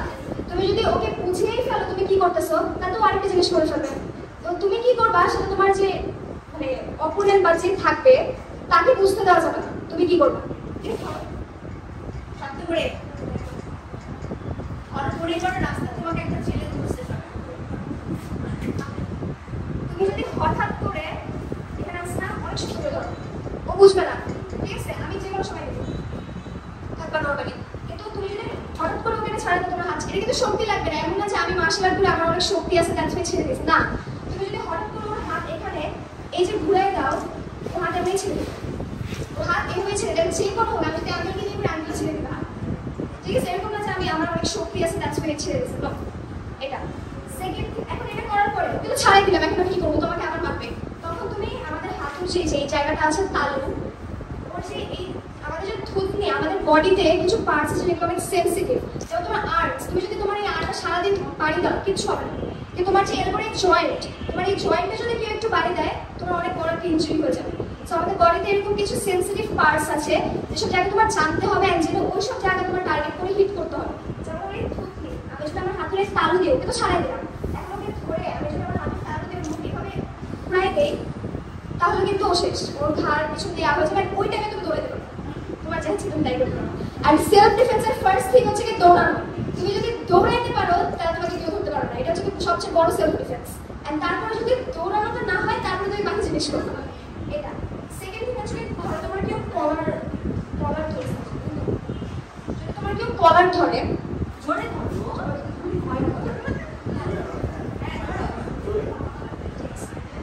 কলার ধরছে, ফার্স্ট তুমি হাতে বাড়ি দিবে না, জোরে বাড়ি দিবা, হয় নাই ছাড়বে না। তখন আমাদের হাতে যে এই পার্টটা আছে, আমাদের এই 4টা আঙ্গুল দিয়ে ওর হাতের এই পার্টটাতে আমি ধরবো, যে আমাদের এখানে রগ আছে কিন্তু ভেইনস আছে, এই ভেইনসে ধরবা। তোমার হাতে যে থাম, এটা দিয়ে ওর হাতের এই পার্টটাতে, এই নাকলসটাতে ধরবা, ছাড়িয়ে দিবে, এভাবে ধরবা, এমনি ছেড়ে যাবে, অলরেডি ও ছেড়ে দিবে। তখন কি করবা, এখানে তুমি ঘুরে যাবা, ঘুরে যে ওর হাতের যে এর আমি বললাম না এরপরে জয়েন্ট, এই জয়েন্ট তুমি যদি ডাউন হয়ে এখন উপরে উঠায় দাও, ওর এরপরে জয়েন্ট কিন্তু ভেঙে যাবে, ঠিক আছে? উঠায় তুমি যদি উপরে উঠে যাও, ও উপরে উঠে যাবে, ওই দিকে উপরে উঠে ওর হাতে কিন্তু আমি ডাউন করবো, তাহলে এটা এবার তোমাকে পিছন দিতে হবে,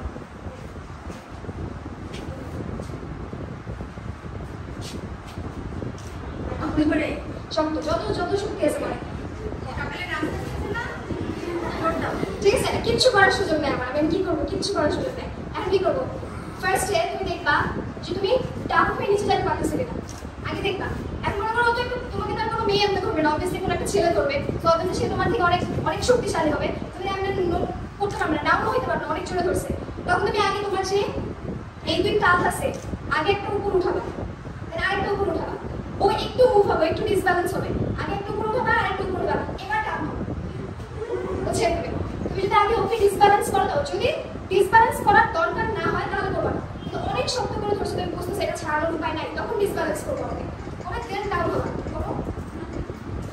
ডাউন হচ্ছে না, এখন কি করবো? আমার আমাকে ধরে ফেলবে। তখন তুমি এই পা পিছে নিয়ে যাবা, এই হাত দিয়ে ওকে এখানে ধরবা, এই হাত দিয়ে ওর পায়ের যে জয়েন্ট এখানে ধরবো। ঠিক আছে, এই উঠাই দিবা।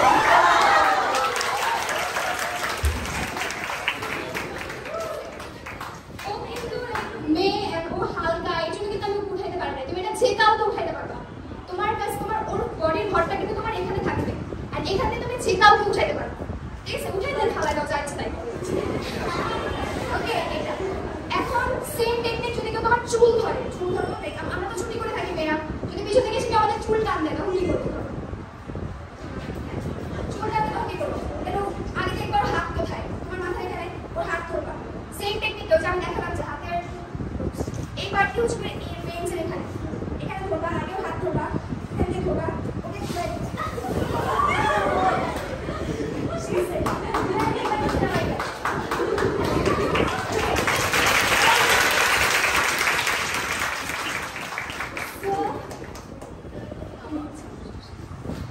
এইগুলো হচ্ছে কি কিছু বেসিক টেকনিক্স, এন্ড এগুলো করার জন্য তুমি তো এভাবে জাস্ট তুমি এগুলো শিখছো তাহলে কিন্তু করতে পারবে না। তোমার আগে নিজের বডি, তোমার নিজের স্ট্রং হওয়া লাগবে। তুমি ওরা করতে গেলে তুমি নিজেই পড়ে যাবে। তোমার আগে নিজের স্ট্রং হওয়া লাগবে। নিজের স্ট্রং হওয়ার জন্য প্রপার খাবার দাবার খেতে হবে, তাইলে স্ট্রং হতে পারবে। বেশি করে বাদাম খাবা, মিষ্টি খাবা, দেন হচ্ছে ছোলা, রাতের বেলা ছোলা ভিজিয়ে রাখবা, সকালবেলা কাঁচা ছোলা খাবা, তাহলে তোমার বডিতে শক্তি আসবে। এন্ড যদি শক্তি না থাকে এগুলো কিচ্ছু তোমরা অ্যাপ্লাই করতে পারবে না। এন্ড লাস্ট থিং হচ্ছে গিয়ে তোমাদের যদি পসিবল হয় সবাই এরকম লাইক মার্শাল আর্টস, দেন জুডো, দেন জুজুৎসু, টাইকোয়ান্ডো, এগুলো তোমাদের এরিয়াতে যদি এরকম কোনো ক্লাস থাকে তোমরা এগুলোতে জয়েন দেওয়া ট্রাই করবা। গাইস অনেক ইজি এগুলো, এন্ড তোমরা করলে তোমাদের অনেক মজা লাগবে, অনেক মজা পাবা তোমরা। এন্ড তোমরা এরকম রাস্তায় এসব যখন ইনসিডেন্ট হবে এগুলো থেকে নিজেদেরকে ট্যাকল করতে পারবা। Okay, so that's it, thank you. Thank you মৃদুলাকে। মৃদুলা তুমি একটু থাকো, কেমন লাগলো? ভালো লেগেছে? বলো মৃদুলা কয়টা ডেমনস্ট্রেশন দেখিয়েছে আমাদের? কোথায়? 2টা। আমি দেখলাম 4টা। কে 4টা দেখিয়েছে এটা কে কে বলতে পারবে? আসো আসো, হ্যাঁ একদম আসো। যে কোনো একটা ডেমনস্ট্রেশন তুমি আপুর সাথে করবে, ওকে? ক্যাপটা খুলে ফেলি, আমরা সবাই একটু দেখি আরেকবার, হ্যাঁ? এবং একজন ওদেরটা হওয়ার পরে নিজেরা নিজেরা প্র্যাকটিস করবে, ঠিক আছে?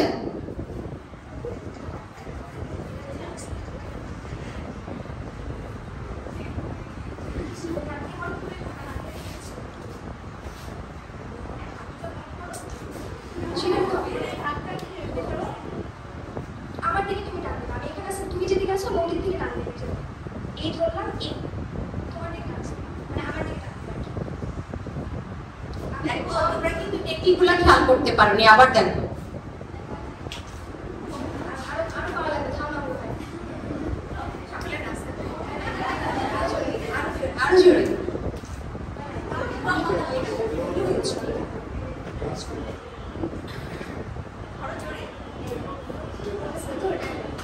আরেকবার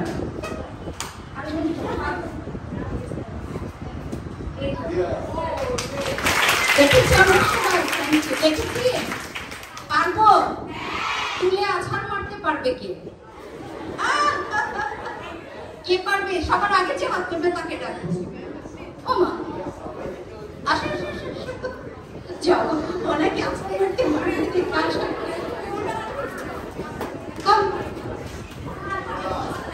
ওর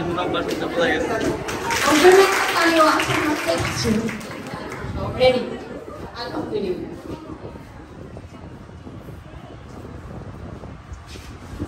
সবাই দেখো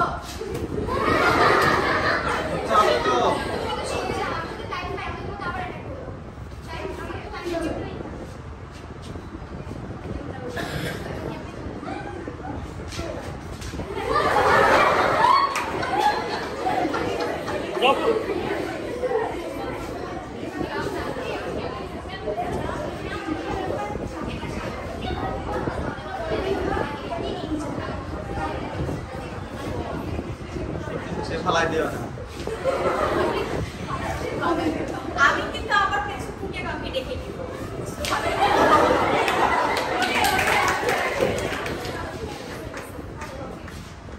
ঠিক আছে যাও ভালো লাগলো মনে রাখতে পারবো আমি আবারও একটু আমাদের WWP প্রেসিডেন্ট মিস পেঙ্গিন এবং আমাদের ফ্রেশের পক্ষ থেকে ইসরাত আপাকে ডেকে নিচ্ছি মঞ্চে এবং মৃদুলার হাতে ছোট্ট ফটোগ্রাফটা তুলে দেওয়ার জন্য অনুরোধ করছি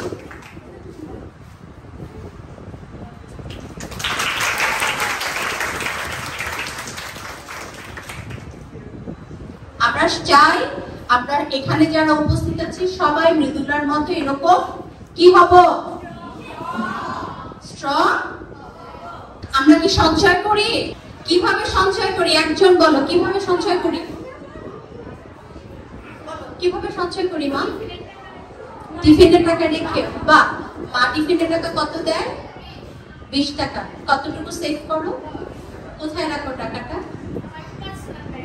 পার্সোনাল ব্যাংক আছে মাটির ব্যাংক ওকে মাটির ব্যাংক ছাড়া আর কি কেউ টাকা সঞ্চয় করে অন্য কোনো ভাবে কিভাবে করে মা নিজের ব্যাংক অ্যাকাউন্ট আছে বা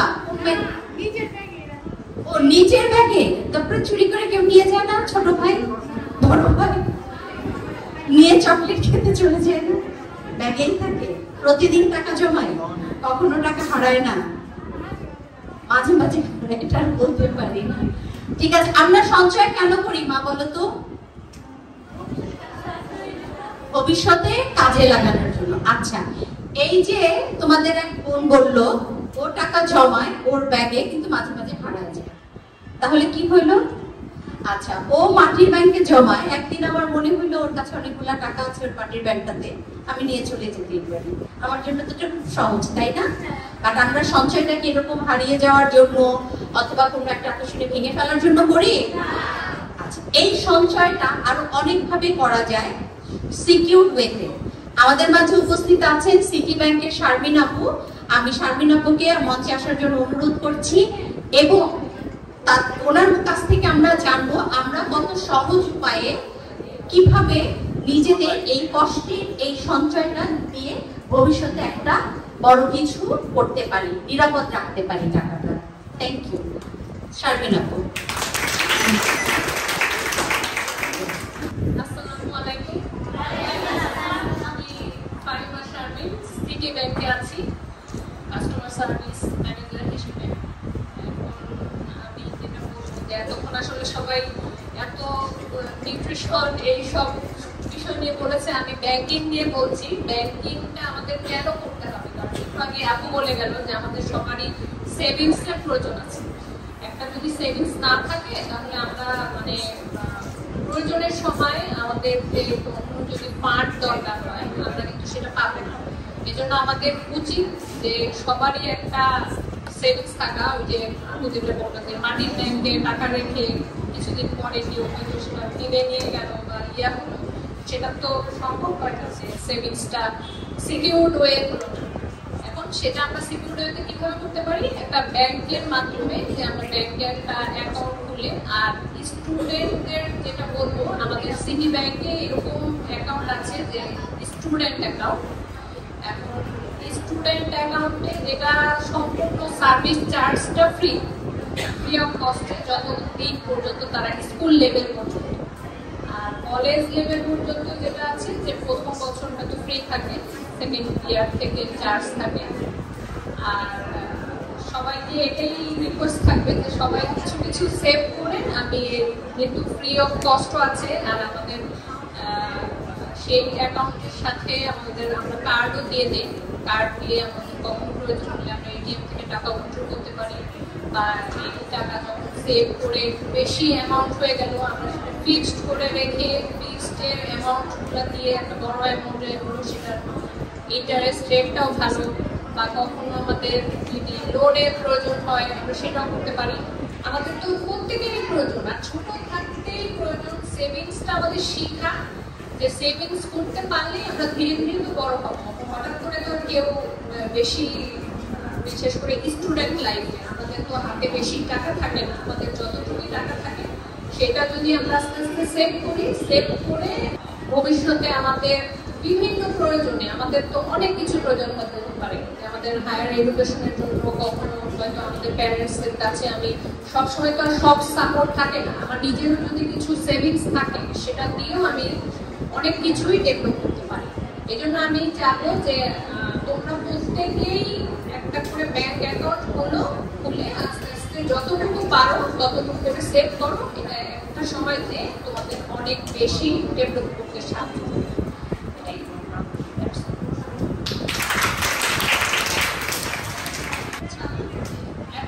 যেটা যে বাচ্চাদের অ্যাকাউন্ট খুলতে হলে ওদের স্টুডেন্টই হতে হবে, আর স্টুডেন্ট হতে হলে অবশ্যই তার গার্জিয়ানদের সাথে নিয়েও যেতে হবে ব্যাংকে। ফার্স্ট তো অবশ্যই যেতে হবে। ব্যাংকে যাওয়ার পরে যেটা হবে যে গার্জিয়ানদের ডকুমেন্ট লাগবে, যে তার বাবা বা মা কি করে তার একটা কাগজ, যে ইনকাম সোর্সের একটা কাগজ, যে আয়ের উৎসটা কি, যে বাবা যদি চাকরিজীবী হয় তার একটা ডকুমেন্ট লাগবে, যে উনি অফিস আইডিটা লাগবে, আর যদি ব্যবসায়ী হয় তাহলে ট্রেড লাইসেন্স লাগবে অবশ্যই, যে উনি কি ব্যবসা করে। আর যদি এগুলোও না হয়, উনি যেটাই করে সেটার একটা আমাদের কাছে ডিক্লারেশন দিতে হবে, যে আমি, আমার বাবা এই করে, আমি ব্যাংক অ্যাকাউন্ট খুলতে চাচ্ছি। আর স্টুডেন্টদের অবশ্যই স্টুডেন্ট আইডি কার্ড তো প্রত্যেকেরই আছে, স্টুডেন্ট আইডি কার্ডটা ম্যান্ডেটরি, প্লাস তোমাদের আরো 2 কপি করে ছবি লাগবে, তারপরে বাবার ছবি লাগবে, আর অবশ্যই একজন নমিনি হতে হবে। নমিনি হবে, বাবা যদি ইনকাম সোর্স হয় তাহলে নমিনি অবশ্যই হবে মা, তাহলে মার ছবি লাগবে, মার এনআইডি লাগবে, বাবার ছবি লাগবে, বাবার এনআইডি লাগবে। আর অপোজিট ভাবে কি, যদি আমার ইনকাম সোর্স মা হয় তাহলে মায়ের অফিস আইডি লাগবে বা মার ট্রেড লাইসেন্স লাগবে, স্টুডেন্ট আইডি কার্ড বা বেতন বইয়ের যে একটা রসিদ থাকে সেই রসিদটার সাথে নিয়ে যেতে হবে, সেটা নিয়ে গেলে। আর বাবা মায়ের ইনকাম সোর্স তো থাকে, আর যদি না থাকে আমি বলে দিয়েছি যে ডিক্লারেশন দিতে হবে যে আমার বাবা এই করে বা ওনার অফিসের আইডি নেই বা যাই, এটা লিখে দিতে হবে, লিখে দিয়ে এটা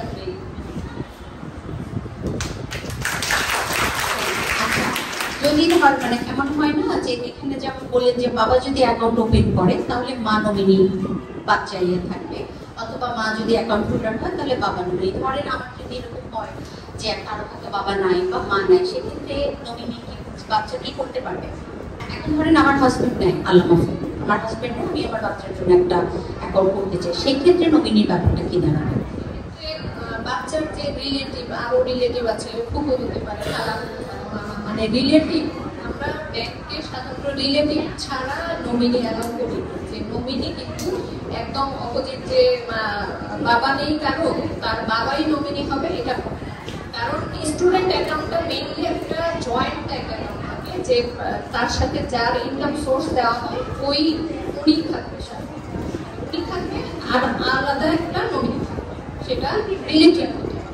তখন বাচ্চা যখন মানে 18 বছরের উপরে হয়ে যাবে তখন তার অ্যাকাউন্টটা এমনি নর্মাল সেভিংসে চলে যাবে, তখন সে ইচ্ছা করে এসে আমার নমিনি আমি চেঞ্জ করতে পারি, কিন্তু তার আগে স্টুডেন্ট অ্যাকাউন্টে যেটা হয় যে আমার সাথে যদি আমার বাবা ইনকাম সোর্স থাকে তাহলে অবশ্যই সবগুলো কাজের মধ্যে বাবার সাইনটাও প্লাস সব কিছুতে বাবার ম্যান্ডেটরি। ঠিক আছে, আমরা তাহলে ম্যাডামের কাছে এখন আমরা কি সবাই বুঝতে পেরেছি মা?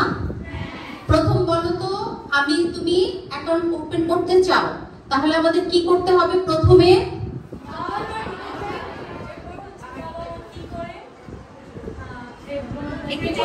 জোরে বলি, স্টুডেন্ট হতে হবে,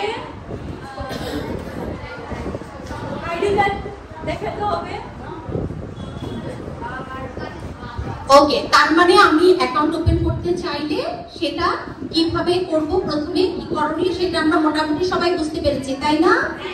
আচ্ছা, এখন আমাদের সবারই বাবা মা আছে, বাট আনফরচুনেটলি যদি কখনো এমন হয় যে আমার বাবা নাই, বাবার মা নাই, সেক্ষেত্রে আমরা অ্যাকাউন্টটা কিভাবে ওপেন করব?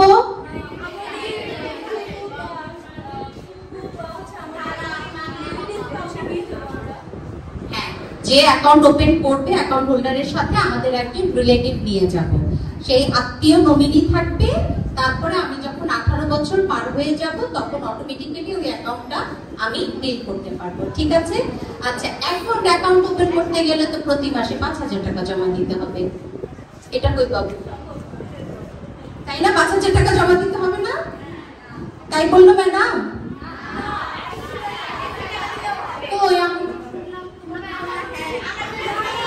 না, তোমরা তো বললে হ্যাঁ। কত টাকা হলে পারি মিনিমাম? 100। তাহলে 100 টাকা তো আমাদের কাছে থাকেই, তাই না? ইনফ্যাক্ট আমরা প্রতি মাসে 500 টাকা করে জমাতে পারি, পারি না? প্রতিদিন যদি 20 টাকা করেও জমাই মাসে কত আসে? 600 টাকা। তাহলে প্রতি মাসে যদি আমরা এখন আমাদের যে বয়স, এই বয়সে 500 টাকা করে জমাই, তাহলে আমরা একটা সময় আমরা একটা আলহামদুলিল্লাহ ভালো অ্যামাউন্টের কি হব? Very good. ম্যাডামের কাছে আর কোনো প্রশ্ন? Okay, thank you, thank you.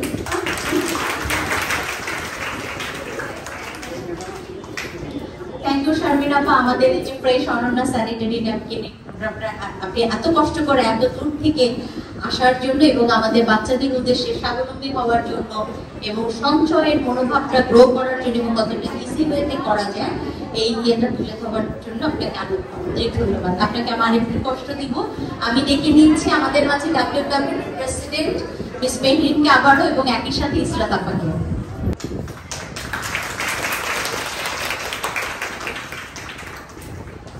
ধন্যবাদ, ধন্যবাদ শারমিন আপুকে আবারও।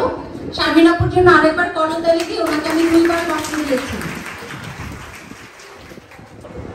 এই ব্যাংকিং সেবাটা কিন্তু একটা মজার সেবা, যেটা আমরা অনেকেই বুঝতে পারি না। এটা একটা সিকিউর সেবা। সমিতিতে টাকা খুললে, অ্যাকাউন্ট খুললে, ডিপিএস খুললে সেই সমিতিটা কি হয়, অনেক সময় পালিয়ে যায়, টাকাটা হারিয়ে যায়, বাট ব্যাংকটা আমাদের জন্য সিকিউর। যত যাই হোক না কেন ব্যাংক আমাদের টাকা ফেরত দিবে এবং এই টাকা কেউ নিতে পারবে না, আমি যতক্ষণ পর্যন্ত না বলি। আমরা নিজেদের এই যে ব্যাংকে তুমি যাবা আম্মুর সাথে আব্বুর সাথে চেক লিখবা, বাবা জমা দিচ্ছে কিভাবে, এই যে নিজের ভিতরে যে কনফিডেন্স গ্রো করবে, আমরা নিজেকে স্বাবলম্বী ভাবতে শুরু করব। ইনশাআল্লাহ 18 বছরের পর কি হয়ে যাব আমরা? আরে আমি অনন্যা কি হব? এবারে আমি ডেকে নিচ্ছি আমাদের মাঝে একজন ডক্টর আপুকে। উনি গণস্বাস্থ্য হসপিটালে আছেন, ওখানকার লেকচারার। আমি আমাদের মাঝে রিদিত আপুকে ডেকে নিচ্ছি। আমাদের এই বিষয়টা, ওই যে আমাদের ইসরাত ম্যাডাম বলছিল আমরা লজ্জা পাই, আমাদের অনেক রকম প্রবলেম হয় কিন্তু আমরা শেয়ার করতে পারি না, নিজেরা অনেক সময়টাকে নিজেদের মতো করে রিজলভ করার চেষ্টা করি, কিন্তু সেই ওয়েটা হয়তো ভুল অথবা আমাদের জন্য স্বাস্থ্যসম্মত না। আমরা ম্যাডামের কাছ থেকে এখন বিষয়টা ডিটেইলে শুনবো, কোনো লজ্জার কিছু নাই। এবং ম্যাডামের সেশন শেষ হওয়ার পরে আমি অনেকগুলো প্রশ্ন চাই আমার বন্ধুদের কাছ থেকে, ঠিক আছে? আসসালামু আলাইকুম, শুভ দুপুর। কেমন আছো সবাই? আমি আলহামদুলিল্লাহ ভালো আছি। সবাই তো ক্লাস 8, 9, 10, তাই তো? সবাই লুকিয়ে লুকিয়ে আব্বু অথবা বড় ভাই বোনের অথবা নিজের একটা মোবাইল আছে না? নাই? একটু ফেসবুক চালাতে ইচ্ছা করে না? কারো করে না? সত্যি তো? আচ্ছা ঠিক আছে, তবুও কেউ করি আমি জানি। এটা সব বাচ্চাদের একটু মনে চায়, বা নিজের না হোক আব্বুর মতো একটু চালাতে মন চায়, একটু ইউটিউবে ভিডিও দেখতে মনে চায় তো, ইনস্টাগ্রামে ঢুকে ছবি দেখতে ইচ্ছা হয়, টিকটকে ভিডিও দেখতে ইচ্ছা হয়। হ্যাঁ, তো আমাদের যুগটা কি তথ্যের যুগ, অনেক তথ্য। আমরা ইউটিউব, ফেসবুক, ইনস্টাগ্রাম সবকিছু চালিয়ে অনেক তথ্য জানি। তথ্যের ভিড়ে কি জানি অপতথ্য। এটা বলার কারণ কয়েকদিন ধরেই দেখছি সোশ্যাল মিডিয়াতে যে আমাদের পিরিয়ড বা মাসিক রিলেটেড কিছু কথা, যেটা আমি যেহেতু একজন ডাক্তার, আমি একজন প্রাপ্তবয়স্ক নারী, আমি যেমন আমার বইয়ের পাতা থেকে শিখেছি কোনটা সঠিক, আমি আমার নিজের শরীর দিয়ে বুঝেছি কোনটা সঠিক, কিন্তু ওনারা যা বলছে সেটা সঠিক না। কিরকম আমি মিথগুলা বা কুসংস্কারটা দিয়ে বলি যেটা আমরা ভুল জানি এবং তোমাদের ভুলটা আমি ভাঙিয়ে দেব।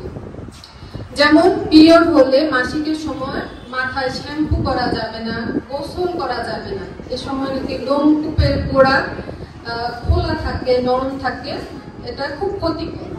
খাবার দাবার, শশা খাওয়া যাবে না, শশার রস নাকি জরায়ুর দেয়ালে আটকে যায়, এজন্য নাকি শশা খাওয়া যাবে না। এরকম তথ্য আমি ইউটিউবে বিভিন্ন রিলসে ভিডিওতে দেখেছি। তো এগুলো যে কেন ভুল, কিভাবে ভুল আমরা সামনে জানবো। তো শুরু করব, যেহেতু আমরা মাসিক নিয়ে কথা বলবো, আমাদের মেয়েদের শরীর নিয়ে কথা বলবো। জিনিসটা ভিতরে আমাদের মাসিকটা জরায়ু থেকে হয়, তো জরায়ুর বিষয়টা জানার আগে আমরা যেটা আমাদের যে প্রাইভেট পার্ট বা শরীরের বাহিরের যে অংশটা, ঠিক আছে, এইটা সম্পর্কে কতটুকু কি জানি। আমাদের যে মাসিকের রাস্তা এবং প্রস্রাবের রাস্তা আলাদা, দুটো, এটা কে কে জানি? সবাই জানি? ও যে একজন মাথা নাড়ছে, না জানি না। কেন বললাম?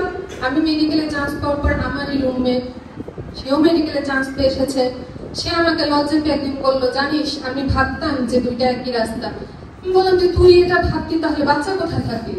বলে যে আমি ভাবতাম যে প্রস্রাব যেখানে জমা থাকে, যেটা আমরা মূত্রথলি বলি, আমাদের কিডনি থেকে আসে, আমি বলছি আমি ভাবতাম আমার বাচ্চা ওখানেই থাকে।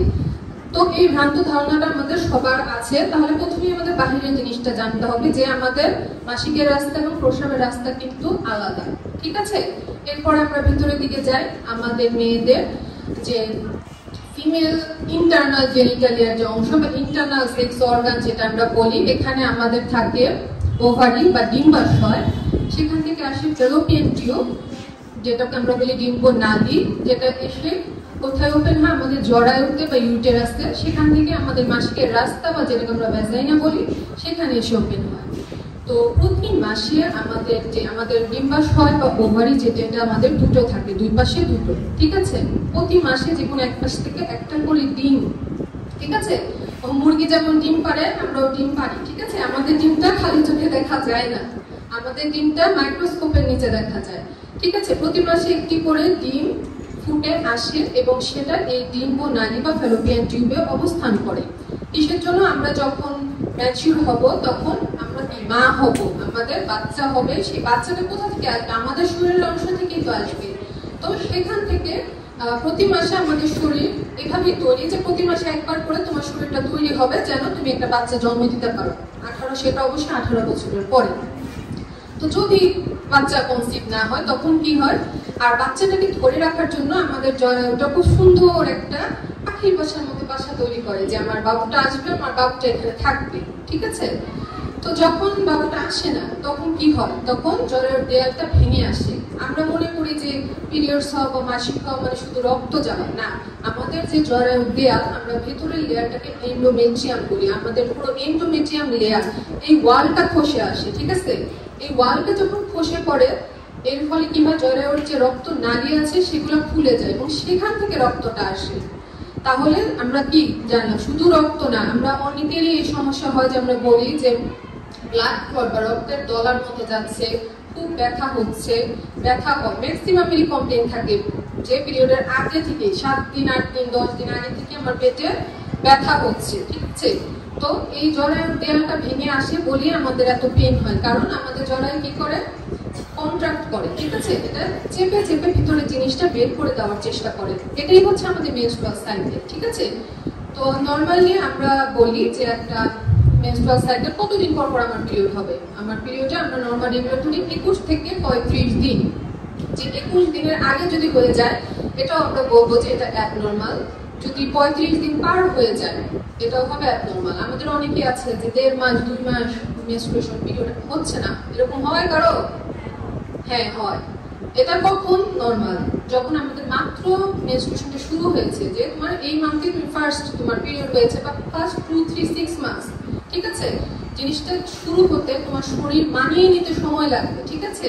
এখন তোমার শরীর মানিয়ে নেওয়ার পরেও যদি তোমার 21 থেকে 35 দিনের মধ্যে মেনস্ট্রুয়েশন হচ্ছে না, তাহলে অবশ্যই সেখানে সমস্যা আছে। তাহলে আমাদেরকে কি করতে হবে?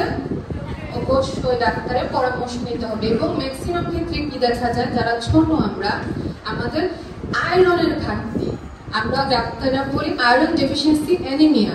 আয়রনের অভাবে, আয়রনের স্বল্পতায় যে রক্ত স্বল্পতা তৈরি হয়, শরীরে রক্তই নাই, পিরিয়ড কোথা থেকে হবে? তোমার মাসিকের রক্ত আসবে কোথা থেকে? আমার শরীরে রক্ত নাই, ঠিক আছে। আর এই তো গেল আমাদের কিভাবে পিরিয়ড হয়, কতটুকু হয়। এরপরে আমরা কেউ কেউ বলি যে আমার খুব বেশি রক্ত যায়, তো আমাদের একটা মিনিমাম লিমিট আছে যে কতটুকু বলবো, যে দিনে 4 থেকে 6টা প্যাড প্রথম 2 থেকে 3 দিনে, ঠিক আছে, প্রথম 2 থেকে 3 দিনে 4 থেকে 6টা প্যাড যদি লাগে তাহলে বলবো যে ইটস ওকে, ইউজ অন। কিন্তু এর চেয়ে বেশি যদি লাগে যে আমার একটা প্যাডের কাজ হচ্ছে না, আমার ওভারফ্লো করছে, কাপড়ে দাগ লেগে যাচ্ছে, আমি আমার স্বাভাবিক যে কার্যক্রম, আমি স্কুলে আসতে পারছি না, আমি বিছানা থেকে উঠে ভাত খেতে পারছি না, সোজা কথা আমার ডেইলি যে ওয়ার্ক সেটা হ্যাম্পার হচ্ছে, এটাকে আমরা অ্যাবনর্মাল ব্লিডিং বলবো, ঠিক আছে। আর আমি যদি আমার স্বাভাবিক কার্যক্রম চালিয়ে যেতে পারি দেন ইটস নর্মাল। আর যেহেতু পিরিয়ডে চলে আসছি, তার আগে একটু বলে নিই পিরিয়ড শুরু হওয়ার আগে কয়েকদিনের কথা, যেটাকে আমরা এখন বলি PMS বা প্রি-মেনস্ট্রুয়াল সিনড্রোম। পিরিয়ড শুরু হওয়ার আগে, যেমন এখন আমি বুড়ো হয়ে গেছি, এখন আমি বুঝি যে ওই কদিন পর আমার পিরিয়ড হবে, কারণ কি আমার মনটা ভালো লাগতেছে না, অথবা জামাই কিছু বললে খুব রাগ লাগতেছে, কেউ কিছু বলে। আমি কিন্তু একজন টিচারও, স্টুডেন্টদের পরীক্ষা নিতে গেলে না পারলে মনে হচ্ছে একটা 0 দিয়ে দিই, খুব রাগ লাগছে, কেন? তখন মনে হচ্ছে 6-7 দিন পরে তখন আমার পিরিয়ডের ডেট।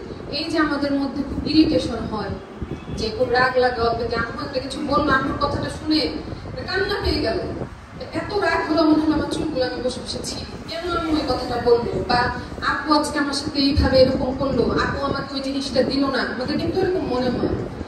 তো এগুলো হচ্ছে এই PMS বা প্রি-মেনস্ট্রুয়াল সিনড্রোম। এই সময়ের একটা স্বাভাবিক প্রক্রিয়া। কেন? আমাদের নারীর শরীর হচ্ছে, আমি বলবো, হরমোনের ডিব্বা, ঠিক আছে। আমাদের oestrogen, progesterone, follicle stimulating hormone, luteinising hormone, হাজার হাজার হরমোন আছে। এই হরমোন আপস হবে, ডাউনস হবে, এই কারণেই তোমার পিরিয়ডটা হবে, মেনস্ট্রুয়েশনটা হবে। এক এক সময় একটা বাড়বে, এক সময় একটা কমবে। এই যে আমার হরমোনের তারতম্যটা হয়, এটার ফলে এটা শুধু যে আমার শরীরকে এফেক্ট করে তা না, আমার মনকেও এফেক্ট করে। কি হয়? আমার মন খারাপ হয়, বিষণ্ণতা হয়, অবসন্নতা হয়, অনেকের ক্ষেত্রে মাথা ব্যথা বা মাইগ্রেনের সমস্যা থাকে, সেই ব্যথাটা বেড়ে যায়। এরপরে হচ্ছে ক্ষুধা মন্দা, যে খেতে ইচ্ছা করে না, খাবার দেখলে বমি বমি ভাব হওয়া। আবার অনেকের প্রচন্ড ক্ষুধা পায়, যে খুব খেতে ইচ্ছে করে, যাই সামনে পাচ্ছি খাচ্ছি, দুপুরে ভাত খেলাম তখন পেট ভরল না, এরকমও মনে হতে পারে। আর যেটা সবচেয়ে বেশি হয়, কমন, আমিও একজন সাফারার, সেটা হচ্ছে আমাদের ডিসমেনোরিয়া বা মেনস্ট্রুয়েশনের সময় প্রচন্ড পেটে ব্যথা হওয়া। তো পেটে ব্যথার জন্য হ্যাঁ অনেকেই বলেছো তোমরা গরম পানি সেক নাও, তাই তো? এছাড়া আর কেউ কি কিছু করেছো? আচ্ছা, হ্যাঁ, গরম পানি সেকটা খুবই উপকারী, খুব হেল্প করে। আর যখন খুব বেশি ব্যথা হয়, এটা হচ্ছে তোমাদের জন্য টিপস, তোমরা বাম দিকে কাত হয়ে শুবে, ঠিক আছে। বাম দিকে কাত হয়ে 2 পায়ের মাঝখানে একটা বালিশ দিয়ে বাম দিকে কাত হয়ে শুয়ে থাকবে। এতে দেখবে যে মানে আমাদের জরার উপর থেকে একটু প্রেশারটা রিলিজ হয়। তুমি যদি চিত হয়ে শুয়ে থাকো, পেটের উপর মনে হয় যে একটু চাপ লাগছে, তুমি বাম দিকে কাত হয়ে 2 পায়ের মাঝখানে বালিশ দিয়ে তুমি যদি রেস্ট করো, দেখবা যে ব্যথাটা অনেক কম লাগবে। আর একেবারে যদি ব্যথা না কমে, আমরা যেটা বলি over the counter drug paracetamol, সেটা ব্যবহার করা যায়, কিন্তু এটা অতিরিক্ত ব্যবহার করা ঠিক না, কারণ প্যারাসিটামলের আরো অনেক সাইড এফেক্ট আছে।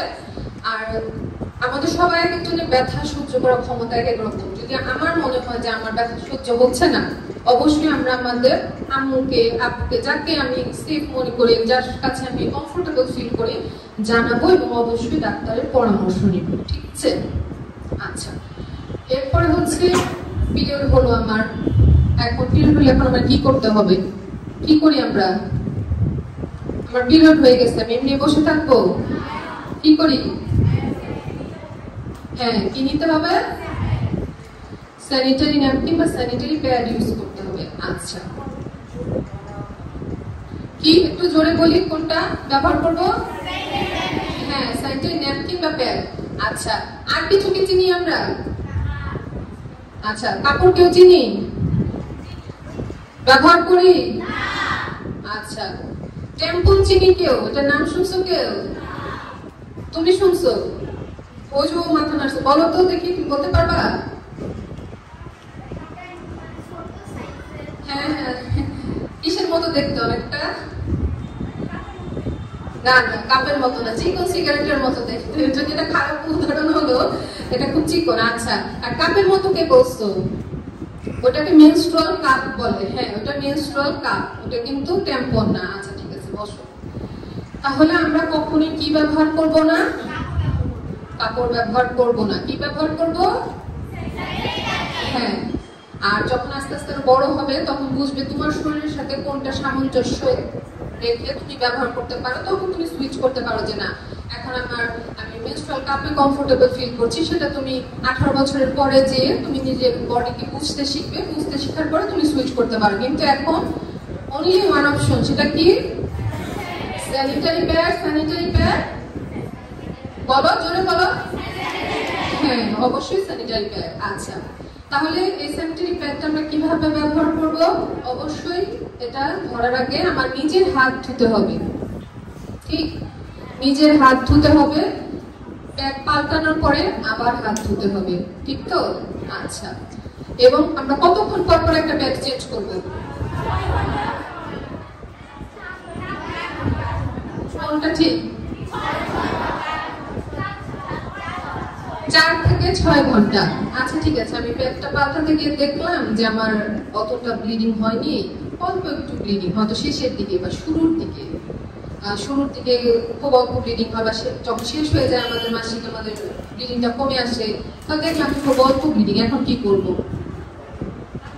যে 6 ঘন্টা পার হয়ে গেছে, কি করব? পাল্টাবো নাকি পাল্টাবো না? হ্যাঁ, অবশ্যই পাল্টাবো। সেটা ইউজেবল থাকুক না থাকুক, 4 থেকে 6 ঘন্টার মধ্যে অবশ্যই পাল্টাতে হবে। তা যদি আমরা না পাল্টাই তাহলে আমাদের কি হবে? হ্যাঁ, ইনফেকশন। কি ইনফেকশন? আমরা এটাকে বলি পেলভিক ইনফ্লামেটরি ডিজিজ বা পিআইডি। ঠিক আছে, এটা হচ্ছে আমাদের জরায়ু, আমাদের যে ডিম্বাশয়, যে নালী, সবকিছুতে আক্রমণ করে এমন ইনফেকশন তৈরি করতে পারে যে ভবিষ্যতে যে বাচ্চা তো নেওয়া সম্ভবই না। বাচ্চা নেওয়াটা আমার জীবনের একদম যে এটাই আমার জীবনের উদ্দেশ্য, এটা না। আমার সুস্থ থাকাটা তো আগে, যে ইনফেকশন, এখানে আমি ভালোই থাকলাম না, আমার শরীরের একটা অংশ আমার কেটে ফেলতে হলো, আমি অসুস্থ হয়ে গেলাম। এটা থেকে কিন্তু সেপ্টিসেমিয়া ডেভেলপ করে আমার রোগী মারাও যেতে পারে। তাহলে আমার জীবন বাঁচানো তো ফরজ নাকি? হ্যাঁ, জীবন বাঁচানো যেহেতু ফরজ, তাহলে আমরা কি করব? অবশ্যই 4 থেকে 6 ঘন্টা পর পর আমরা আমাদের স্যানিটারি প্যাডটা পাল্টাবো, এবং পাল্টানোর আগে এবং পরে খুব ভালোভাবে সাবান দিয়ে, হ্যান্ড ওয়াশ দিয়ে হাত ধোবো। আচ্ছা, এখন পাল্টানোর সময় আমাদের কি আমাদের প্রাইভেট পার্টটা পরিষ্কার করতে হবে না? হ্যাঁ, প্রাইভেট পার্টের কোন অংশটা পরিষ্কার করবো? আমরা বাইরের অংশটা। ঠিক আছে, ভিতরে কিন্তু কিছুই দেওয়া যাবে না। ভিতরে আমরা সাবান দিব, এটা কিন্তু কখনো না। কারণ এটা একদম বলা যে আমাদের যে female part vagina is self cleansing, ও নিজে নিজেই পরিষ্কার হবে। প্রতি মাসে মাসিক হয়ে ও নিজেই পরিষ্কার হবে, ওকে কোনো সাবান দেওয়ার দরকার নেই। যদি তুমি সাবান ব্যবহার করো, আমার যে ভ্যাজাইনার পিএইচ এটা যদি অল্টার হয়, মানে পাল্টে যায়, আমাদের সবারই থাকার জন্য একটা নিজস্ব এনভায়রনমেন্ট আছে। তুমি তোমার বাসায় আরামে থাকো, কিন্তু আরেকটা অপরিচিত বাসায় যে নিশ্চয়ই তুমি আরামে থাকবা না। তাহলে আমার যে শরীরের অংশ, কিন্তু আরামে থাকার জন্য একটা ওয়েদার লাগে। শীতকালে আমাদের খুব ভালো লাগে, হ্যাঁ, ঠান্ডা ঠান্ডা কম্বলের নিচে খুব আরামে আছে। গরমকাল আসলে একদম অস্থির হয়ে যায় সবাই। তাহলে এখন যদি আমি আমার শরীরের একটা অংশকে অস্থির করে ফেলি, তাহলে কি হবে? বাইরের জীবাণু এসে আক্রমণ করবে, এবং এটা হচ্ছে নাম্বার পিচ কমে যাওয়া বা বেড়ে যাওয়া বা উল্টাপাল্টা হওয়ার সবচেয়ে খারাপ দিক হলো ইস্ট ইনফেকশন বা ফাঙ্গাসের ইনফেকশন। ঠিক আছে, এই ফাঙ্গাসের ইনফেকশন কিন্তু খুবই খারাপ। তাহলে আমরা কখনোই শুধু আমরা বাহিরের অংশ সাবান দিয়ে এবং কুসুম গরম পানি দিয়ে পরিষ্কার করবো, এবং সাবান কিন্তু একদম খুব ক্ষারযুক্ত সাবান ব্যবহার করা যাবে না। ঠিক আছে, কোন সাবান ব্যবহার করবো? আমরা বলি মাইল্ড সোপ। ঠিক আছে, তোমরা প্যাকেটের সাবানের প্যাকেটের গায়ে দেখবা লেখা থাকে গ্রেড 1, গ্রেড 2, গ্রেড 3 সোপ। খুব ছোট করে লেখা থাকে, কারণ আমরা বাঙালিরা হচ্ছে মানে ব্যবসায়ী জাতি বলে, একটু ভণ্ডামি করে ছোট করে লিখি যাতে কেউ গ্রেড 2 বুঝে ও ভাববে যেটা গ্রেড 1, আমি এটাই কিনে নিয়ে যাই। গ্রেড 1 সোপ যেটা টোটাল ফ্যাটি অ্যাসিড বেশি থাকে, যেটা ক্ষার কম থাকে, তোমার শরীরের ত্বকের জন্য যেটা ভালো, আমরা সেই মাইল্ড সোপটা বা হালকা সাবানটা ব্যবহার করবো আমাদের গোপন অংশে বাইরেটা পরিষ্কার করার জন্য। মনে থাকবে? ঠিক আছে। আচ্ছা, এখন পরিষ্কার হয়ে গেল, আমার ব্যাগ চেঞ্জ করা হয়ে গেল, এখন ব্যাগটা ফেলবো কোথায়? আমরা কি মাঝে মধ্যে বাথরুমে জানালা দিয়ে বাইরে তুলে ছুঁড়ে ফেলে দেই না? কেউ করি না? তারপরে কমোডের ভিতরে ফেলে পানি ঢেলে দেই না? দেই না? আচ্ছা ঠিক আছে, ফ্লাশ করে তো দেই না। ঠিক আছে, এটা কিন্তু ফ্লাশ করা যাবে না, বাইরে ওপেনলি ফেলা যাবে না, ঠিক আছে? কারণ এটা মাটির সাথে মিশে না, তাহলে আমাদের প্রকৃতিকে তো নষ্ট করা যাবে না। আমাদের কি করতে হবে? এখন ম্যাক্সিমাম প্যাডই হচ্ছে একটা র্যাপিং পেপারে র্যাপ অবস্থায় আসে আমাদের, আমরা ওইটা ব্যবহার করতে পারি, অথবা টিস্যু পেপার অথবা নিউজ পেপার, যা আছে পুরানো কাগজ, কিন্তু কিছু একটা যে সুন্দর করে মুড়িয়ে আমরা ডাস্টবিনে ফেলবো, কিন্তু খোলা ডাস্টবিন না। কোন ডাস্টবিন? ঢাকনাযুক্ত ডাস্টবিন, মানে যে ডাস্টবিন বা বিনটা বা ময়লার বালতিটার একটা ঢাকনা আছে, ঠিক আছে? আচ্ছা, তাহলে আমাদের ব্যাগ ফেলে দেওয়া হয়ে গেল। এখন আমার শরীর, পিরিয়ড হলে সবারই শরীরটা খারাপ লাগে, দুর্বল লাগে, একটু শুয়ে থাকতে মন চায়, তাহলে এই সময় কিন্তু আমরা যতটুকু পারবো অবশ্যই পর্যাপ্ত বিশ্রাম নিব, ঘুমাবো। আমাদের যে 8 ঘন্টা প্রতিদিন ঘুমের প্রয়োজন, সেই ঘুমটা আমরা অবশ্যই ঘুমাবো এবং ঠিক মতো খাওয়া দাওয়া করবো। কোন খাবার খাবো? পুষ্টিকর যে কোনো খাবার, ঠিক আছে? পুষ্টিকর যে কোনো খাবার খাবো। যে খাবার খাবো বললাম আমি, দৌড়তে এক বোতল কোক কিনে নিয়ে এসে খেয়ে ফেললাম, তাহলে কিন্তু হবে না, ঠিক আছে? একটু চিপস খেলাম, হ্যাঁ, এসব সময় চকলেট, চিপস, কোক, অয়েলি খাবার, জাঙ্ক ফুড আমরা যেগুলোকে বলি টিপিক্যাল, এগুলো খেতে খুব ভালো লাগে, কিন্তু এগুলো খুবই খুবই খারাপ এই সময়ের জন্য। এবং অনেকে যারা মাসিকের সময় তলপেটে ব্যথার কমপ্লেন করো, তোমরা ক্যাফেইন যুক্ত জিনিস, যেটাকে আমরা চা কফি বলি, ঠিক আছে? এই চা কফিটা এই সময়টা একটু অ্যাভয়েড করার চেষ্টা করবা, ঠিক আছে? এই সময় চা কফিটা অ্যাভয়েড করলে অনেকেই আমি দেখেছি যে পেশেন্ট পরে বলে যে হ্যাঁ, আমার আগে যেরকম অনেক তীব্র ব্যথা হতো মাসিকের আগে বা মাসিকের সময়টাতে, সেই ব্যথাটা আমার আর হচ্ছে না, ঠিক আছে? আচ্ছা, তাহলে আমার এখন খাওয়া দাওয়া শেষ, সব শেষ, ঘুম শেষ, একটু গোসল করতে হবে। গোসল করবো নাকি করবো না? হ্যাঁ, যেহেতু আমরা গরমের দেশ, গ্রীষ্ম প্রধান দেশ, আমাদের গ্রীষ্মমন্ডলীয় আবহাওয়া, এই জলবায়ু, আমরা কিন্তু খুব ঘেমে যাই, তাই না? আমাদের গরমের দিনটাই অনেক লম্বা, তাহলে ঘামলে তো গোসল করতেই হবে। পিরিয়ডের সময় অবশ্যই প্রতিদিন গোসল করতে হবে এবং সারা শরীর ক্লিন করতে হবে, ঠিকভাবে সুন্দরভাবে পরিষ্কার করতে হবে, ঠিক আছে? এবং নখগুলো ছোট ছোট করে কেটে রাখতে হবে। কেন? কারণ এই হাত দিয়ে আমি আমার প্রাইভেট পার্টটা ক্লিন করব। যদি নখ থাকে তাহলে আঁচল লাগবে, ওখান থেকে একটা ইনফেকশন হয়ে যেতে পারে, ঠিক আছে? আচ্ছা, এখন সবার তো পিরিয়ড হলো, সবকিছু হলো শেষ, সোনার বাংলাদেশ নাকি? না, এখন কেউ কেউ আছে বলে আমার পিরিয়ড হচ্ছে না, 2 মাস 3 মাস আমার পিরিয়ড হচ্ছে না। পিরিয়ড হয় না এবং পিরিয়ড না হওয়ার যেটা 18-র পরে একটা অন্যতম বড় কারণ, সেটাকে আমরা বলি একটা রোগ, রোগটার নাম হচ্ছে পিসিওএস বা পিসিওডি। তোমরা শুনেছো কিনা আমি জানি না। পলিসিস্টিক ওভারিয়ান ডিজিজ বা পলিসিস্টিক ওভারিয়ান সিনড্রোম। কেউ কি এই কঠিন রোগটার নাম জানো? কেউ জানে না, ঠিক আছে? আচ্ছা, আল্লাহ না করুক কারো যেন না হয়। আমি কিন্তু নিজে একদম পিসিওএস এর ভুক্তভোগী, তো তোমাদের একটু ছোট করে এটা বলে আমি আজকে সেশনটা শেষ করে দিব। তো আমাদের যে শরীর, আমাদের শরীরের ডিমটা কোথায় থাকে আমরা বলেছিলাম? ডিম্বাশয়ে বা ওভারিতে, তাই তো? তো প্রতি মাসে যে বললাম একটা ডিম বের হয়ে আসে, কোন সময় তার রাস্তাটায় একটা বাধার সৃষ্টি হয়। কি বাধা সৃষ্টি হয়? আমাদের যে ডিম্বাশয়, সেখানে ছোট ছোট পানির ফোসকার মতো ফোসকা হয়। আমাদের অনেক সময় গরম পানি করে হাতে পায়ে ফোসকা পড়ে গেছে না অনেকের? তো এরকম ফোসকা আমাদের ডিম্বাশয়েও হয়। তো এই ফোসকা দিয়ে যখন আমার ডিম্বাশয়টা ভর্তি হয়ে যায়, আমার ভিতরের ডিমটা বের হতে পারে না। তো ডিমটা যদি বের না হয়, আমার তো যেভাবে নর্মাল 21 থেকে 35 দিনের পিরিয়ড হওয়ার কথা ছিল, কারণ এই ডিম্বাশয় থেকে ডিমটা যখন বের হয়, এটার প্রভাবে আমাদের শরীরে অনেক হরমোনও বের হয়, যেটা এই পিরিয়ডটা হওয়ার জন্য হেল্প করে। আমার ডিম্বাশয় থেকে ডিম আসছে না, আমার তো আর পিরিয়ড হবে না। তো তখন কি হয়, অনেকদিন পিরিয়ডটা অফ থাকে। এখন কেন হয় এই যে পিসিওসটা কেন হয়? এক নাম্বার কজ যেটা কারণ সেটা হচ্ছে ইনসুলিন রেজিস্ট্যান্স। হ্যাঁ, আমাদের এখানে কেউ আছে যার দাদা দাদি নানা নানি বাপ মামু ডায়াবেটিস আছে? আছে। কেউ কি ইনসুলিন নেয়? ইনসুলিন নেয় কোথায় নেয় দেখেছো? পেটে ইনসুলিন খেতে নেয়। আচ্ছা, তো এই ইনসুলিনের কাজটা কি আমরা একটু জানি। ইনসুলিনের কাজটা হচ্ছে আমরা যে খাবার খাই, এই যে আমরা বললাম যে ভাত খাই রুটি খাই, এটাতে কি পাই? কার্বোহাইড্রেট, শর্করা। শর্করাটা ভাঙতে ভাঙতে কি হয়? গ্লুকোজ। আমার শরীর তো রক্ত, যে আমার রক্তে তো রুটি ঘুরে বেড়ায় না। আমি যে রুটি খেলাম, আমি এখন আমার রক্ত পরীক্ষা করলে কি রক্তের যে রুটি ভাত এগুলো পাবো? পাবো না। আমি কি পাবো? গ্লুকোজ। আমার সবচেয়ে শেষ অংশটা হচ্ছে গ্লুকোজ।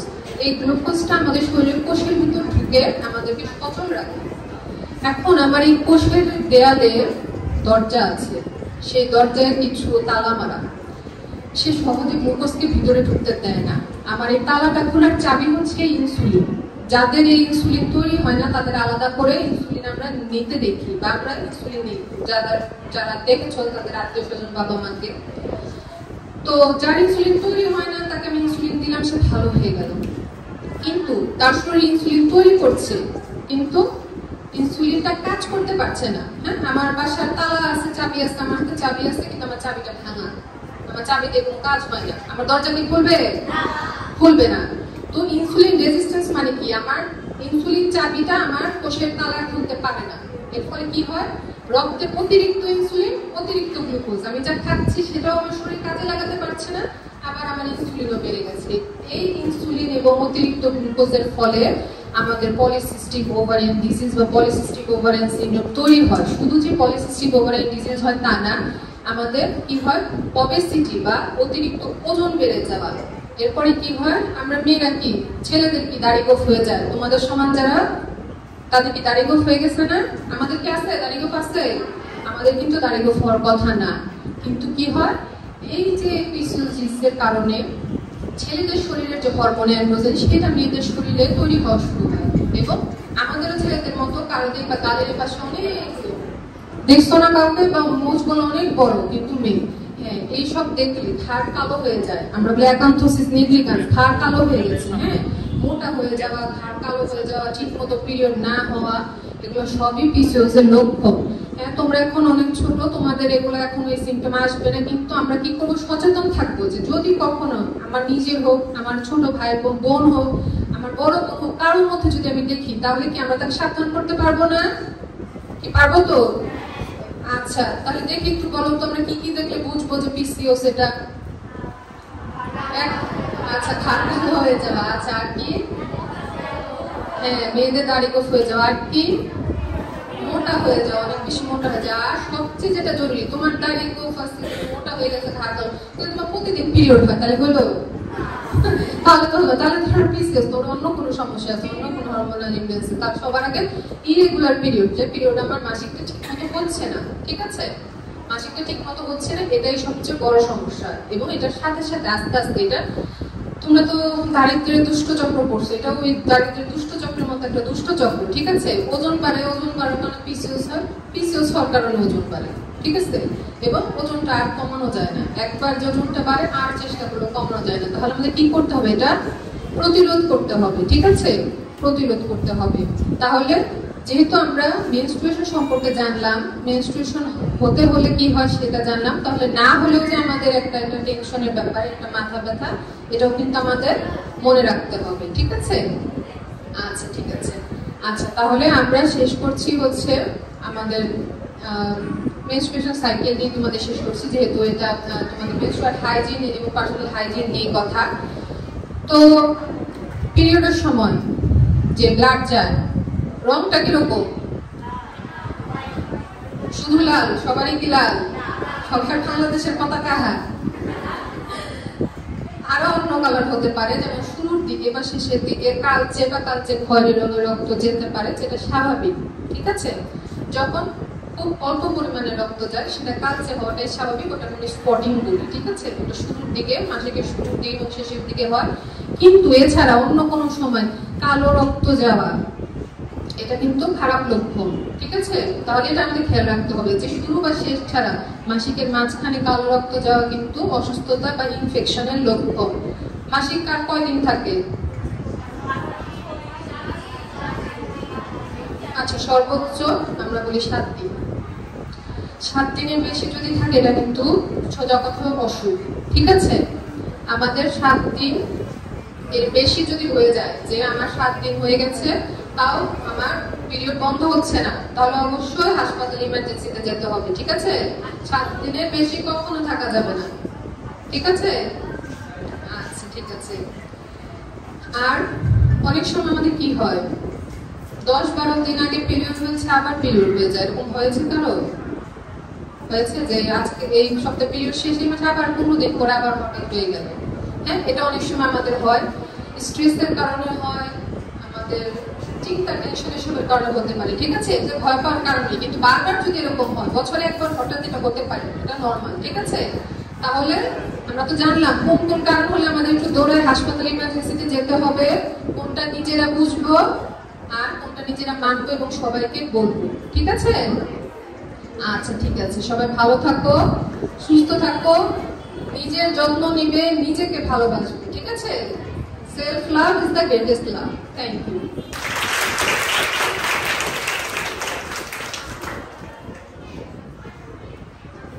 বাহ, কত সুন্দর একটা কথা দিয়ে আপু শেষ করলো। সেলফ লাভ ইজ দ্য, শুনি না, ভেরি গুড। কেমন লাগলো ম্যাডামের সেশন? Thank you. ম্যাডামের কাছে কোনো প্রশ্ন আছে? কারো কোনো প্রশ্ন নাই? কারো কোনো সমস্যা নাই? আমার একটা, তোমার আছে? Very good.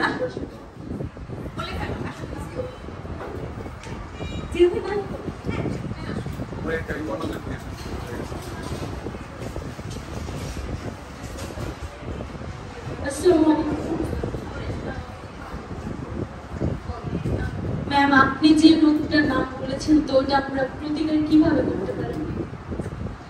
পিসিওসটা আসলে আমাদের এটা একটা স্যার বলে দিয়েছিল, আমাদের কিছু নন কমিউনিকেবল ডিজিজ আছে, ঠিক আছে? এই ডিজিজগুলো যখন হয়, যেমন ডায়াবেটিস, হাইপারটেনশন, ওবেসিটি, মানে মোটা হওয়া, সেরকম পিসিওস, এটাকে আমরা পুরোপুরি কখনো নির্মূল করতে পারি না। আমাদের কি করতে হয়, এটাকে হওয়ার আগে হয় প্রতিরোধ করব, এবং যখন হয়ে যাবে, হয়ে গেছে, তখন আমাদেরকে সেটার থেকে বাঁচতে হলে কিছু জিনিস মানতে হবে, ঠিক আছে?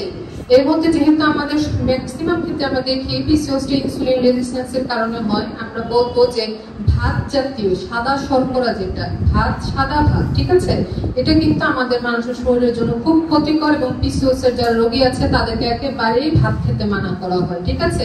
এখন সবাই বলবো যে ভাত খাবো না, তো খাবো না, আমরা তো মাছে ভাতে বাঙালি। ভাত খাওয়া যাবে না, কারণ ভাতটা কিন্তু একটা চিনি, ঠিক আছে? এটা মিষ্টি না, কিছু চিনি মিষ্টি, কিছু চিনি মিষ্টি না। ভাত আমাদের সেই নন সুইট সুগার, ঠিক আছে? বলছি সুগার, কিন্তু মিষ্টি না। চিনি জাতীয় খাবার খাওয়া যাবে না। এই যে পেপসি, কোকা কোলা, ড্রিঙ্কস, ড্রিঙ্কও যা কিছু আছে, এগুলো সবকিছু অ্যাভয়েড করতে হবে, এবং হয়ে গেলে ডাক্তারের পরামর্শ অনুযায়ী কিছু ওষুধ খেতে হবে।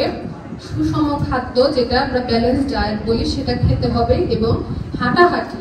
এই হাঁটাহাঁটি করলে আমাদের যে ইনসুলিনটা, এটা আমার কোষের উপর অনেক ক্ষেত্রে আবার কাজ করা শুরু করে, ঠিক আছে? তোমার যে চাবিটা নষ্ট হয়ে গিয়েছিল ইনসুলিন বললাম, হাঁটলে প্রতিদিন 30 থেকে 40 মিনিট যদি তুমি হাঁটো, অনেক পেশেন্টের ক্ষেত্রেও যেমন ওজন কমে, ইনসুলিন রেজিস্ট্যান্সটা ঠিক হয়ে যায়, এবং তার পিসিওসটা অনেকাংশে কমে আসে। আর কারো কোনো প্রশ্ন নাই? বলো মা, জোরে বলে ফেলো।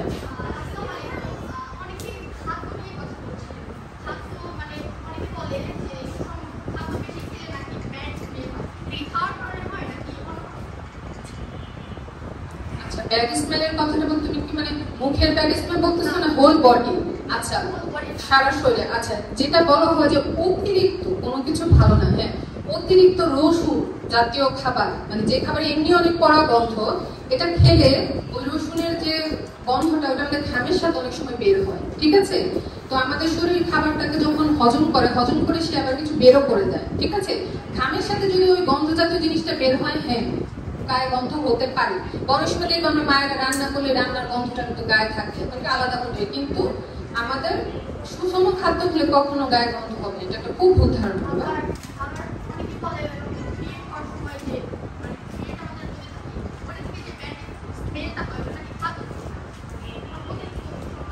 পিরিয়ডের সময় না না, পিরিয়ডের সময় তোমার ব্যারিসমেন্ট হবে তুমি যদি পেটটা না পাল্টো, ওখানে যদি জীবাণু জন্মায়, ব্যাকটেরিয়া জন্মানোর ফলে ওখান থেকে ব্যাড স্মেল আসে। আর পিরিয়ডের নিজস্ব একটা স্মেল আছে, সেটা আলাদা, কিন্তু এখন তো ব্যাকটেরিয়া যদি জন্মায় তাহলে দুর্গন্ধ হবে। ঠিক আছে, আরেকজন কে বলছিলেন? বলমা।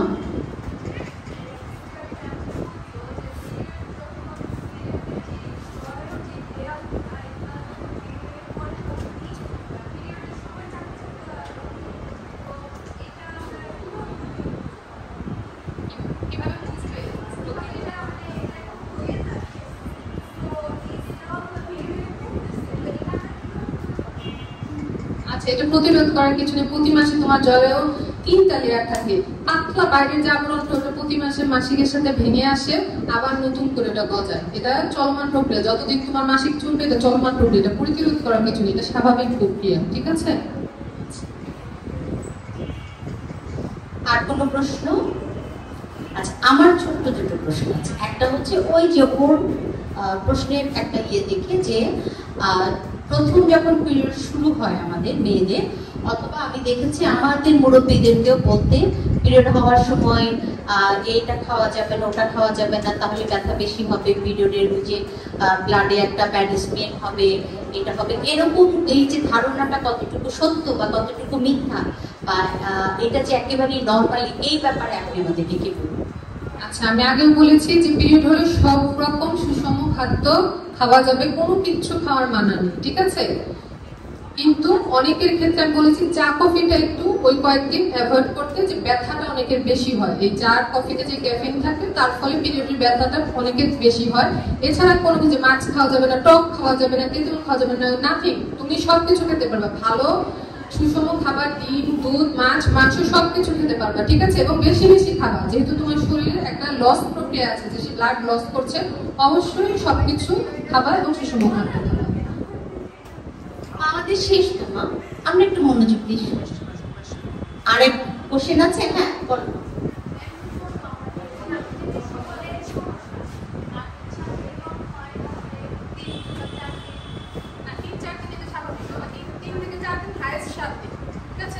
মনে রাখবা, কোনো কিছু বেশি ভালো না, একটু 3-4 দিন ছাড়বো। অনেকের কোনো অসুস্থতা থেকে উঠলে বা শরীর রক্ত কম থাকলে কম ব্লিডিং হতে পারে, এটা স্বাভাবিক। একদিন দেওয়া স্বাভাবিক না। ঠিক আছে, তাহলে তার অবশ্যই কোনো সমস্যা আছে, অবশ্যই তার অনেক রক্ত স্বল্পতা। ঠিক আছে, একদিনটা স্বাভাবিক না, 3 থেকে 7 দিন। আচ্ছা, আমার একটা প্রশ্ন তোমাদের সবার ইশার আপনার, এই যে যেটা নর্মাল সেটা তো নর্মাল, বাট আমার এই পিরিয়ডের সময় বা পিরিয়ড জড়িত প্রবলেম ফেস আমি করছি, কিন্তু তখন আমি হয়তো মাকে বলতেছি, মা আমার অসম্ভব ব্যথা করতেছে, অসম্ভব ব্লিডিং হচ্ছে, মা একটা দুটা পেন দুটা না পাকে শুয়ে থাকো, একটু ঘুমাবে, একটু গরম পানি ইউজ করো, বাট সেটা এক্সট্রিম পর্যায়ে। এই যে মানে এক্সট্রিম পর্যায়ে গেলে বা আমার যে একজন কোথাও না কোথাও তোমাকে যেতে হবে, হয় ডাক্তারের কাছে বা হেলথ কেয়ার। সো এইটার ইনিশিয়াল প্রাইমারি স্টেপটা বাসার পরে আমি প্রাইমারি, বাট প্রথম আমার ফার্স্ট কলটা বা কোথায় আমি কিভাবে এটা নক করতে পারি? আচ্ছা, আমরা যখন শুধু পিরিয়ডের ক্ষেত্রে না, যে কোনো অসুস্থতার ক্ষেত্রে আমরা এটা মনে রাখবো, বাসায় বসে না থেকে আমাকে হসপিটালে যেতে হবে। হসপিটালে কোথায় যাব? Emergency outdoor department. ঠিক আছে, আজকে থেকে মনে রাখবে, যে কোনো অসুস্থ রোগীকে নিয়ে আমরা যাব ইমার্জেন্সি আউটডোর ডিপার্টমেন্টে, যেন তৎক্ষণাৎ সাথে সাথে আমরা ট্রিটমেন্ট পাই, অথবা কোন ডাক্তারের কাছে গেলে আমি আমার সমস্যাটার সমাধান পাবো সেটা জানতে পারি। ঠিক আছে, ওই চেম্বারে গেলাম, ডাক্তার আসবে কি আসবে না, কখন আসবে, বা এমন কোথাও গেলাম যে আমি ট্রিটমেন্ট পাচ্ছি না, কখনো অপেক্ষা করবে না। সবসময় হাসপাতালে ইমার্জেন্সি বা জরুরি বিভাগ বড় করে লেখা থাকে, জরুরি বিভাগে চলে যাবে, অবশ্যই যে ডাক্তার থাকবে তোমাকে সাহায্য করবে। ধরেন আমি এখানে আছি, আমার আশেপাশে কোনো এমার্জেন্সি, মানে আমি ইনস্ট্যান্ট হয় না, হঠাৎ করে একটা ব্লিডিং শুরু হলো, আমি এরকম ইনস্ট্যান্ট কোনো সাপোর্ট নেওয়ার মতো কোনো ইয়ে আছে কিনা? আচ্ছা, ইনস্ট্যান্ট যদি খুব ব্যথা হয়, ব্যথার জন্য ব্যথার ওষুধের কাজ হওয়ার কথা। ঠিক আছে, যেটা আমরা মুখে খাওয়ার ওষুধ প্যারাসিটামল বলি বা বুটাপেন যেটা বললেন, এটা খেলে কাজ হওয়ার কথা। এরপরে যদি আমাদের মুখে খাওয়ার ওষুধে কাজ না হয়, এটা আমাদের ইনজেক্টেবলে চলে যেতে হয়, ঠিক আছে, ইনজেকশন। আবার রক্তপাত যদি বেশি হয়, না থামার জন্য আমাদের ট্রেনিক্সিমিক অ্যাসিড ইউজ করি, এগুলো আসলে ডাক্তার ছাড়া কখনোই সম্ভব না। তো এখন আমাদের একদম প্রত্যন্ত অঞ্চলে হচ্ছে উপজেলা স্বাস্থ্য হেলথ কমপ্লেক্স, ইউনিয়নে হেলথ কমপ্লেক্স, সূর্যমুখী সূর্যের হাসি ক্লিনিক সবই আছে, ঠিক আছে। তো ডাক্তার পাবো না এটা ঠিক না, আসলে আমাদেরকে একটু সচেতন হতে হবে বা আমাদেরকে জানতে হবে আমার আশেপাশে কোথায় একটা ক্লিনিক বা হাসপাতাল আছে, এটা জেনে রাখতে হবে। কারণ এক্সট্রিম পর্যায়ে কিছু সমস্যা আমরা কখনোই বাসায় বসে ট্রিটমেন্ট করতে পারি না, এটা আমাদের বাঙালিদের খুব ভুল ধারণা যে বাসায় থেকে আমি ঠিক হয়ে যাব। এই ভুলটা করে বলে বাংলাদেশে অনেক ক্ষেত্রে অনেক রোগীকে আমরা বাঁচাতে পারি না, ঠিক আছে। তো একটা সময় পার করে আমরা আসলে হাসপাতালে যেতে হবে, ওটার জন্য অপেক্ষা করা যাবে। ধন্যবাদ জয়িতা আপুকে। আমরা একেবারে অনুষ্ঠানের শেষ পর্যায়ে আমি আবারও আমাদের মাঝে WWF প্রেসিডেন্ট মিস মেহরিন এবং ফ্রেশের ইশরাত আপুকে ডেকে নিচ্ছি মঞ্চে, এবং আমাদের জয়িতা আপুর হাতে ছোট্ট টোকেন লাফটা তুলে দেওয়ার জন্য অনুরোধ জানাচ্ছি। Thank you so much Joyita আপু আমাদের মাঝে এতখানি সময় দেওয়ার জন্য এবং আমাদের বাচ্চাদের মাঝে আপনার এই ভ্যালুয়েবল ইনপুটস গুলো দেওয়ার জন্য। Thank you.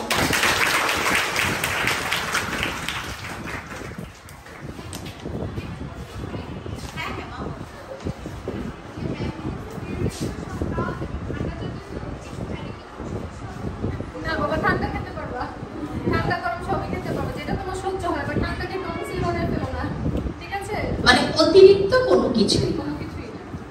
সো আমরা শেষের পর্যায়ে, আজকের পুরো অনুষ্ঠানটা তোমাদের কেমন লাগলো বলো তো? আচ্ছা, আমি যদি ওভারঅল আজকে আমরা সকাল থেকে এই পর্যন্ত কয়েকটা সেশন পেলাম বলতে পারবা কেউ? সকালে আমরা যখন শুরু করলাম, নকল হচ্ছে, হবে না, নকল করা যাবে না, এখানে পরীক্ষা হচ্ছে। আচ্ছা, আমরা এই যে 4টা সেশন হলো, আমরা কি শুরু থেকে এক লাইনে কি পেলাম আজকের এই প্রত্যেকটা জায়গায়? এই যে আমরা এতক্ষণ এখানে বসে রইলাম, একটু খাওয়া দাওয়া করলাম, স্যার ম্যাডামদের গল্প শুনলাম, স্যার ম্যাডামরা কত দূর থেকে ব্যস্ত সময় তারপরে এত কষ্ট করে তোমাদের মাঝে এলেন। কেন এলেন? তোমাদেরকে কিছু না কিছু কোনো না কোনো ভাবে সমৃদ্ধ করার জন্য। কারণ আমার প্রোগ্রামটা কি? আমি অনন্যা। প্রোগ্রামটা কি?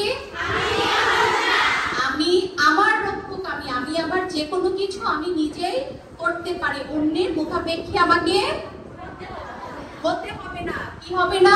হতে হবে না। অতএব আমরা এই যে প্রথম থেকে আসলাম, যেমন আমি একদম শুরুতে যাই, আমাদের ইশরাত ম্যাডাম কি বলেছিল? পিরিয়ড বা মাসিক আমাদের একটা রেগুলার বেসিক জিনিস, এটা নিয়ে লজ্জা পাওয়ার কিছু নাই।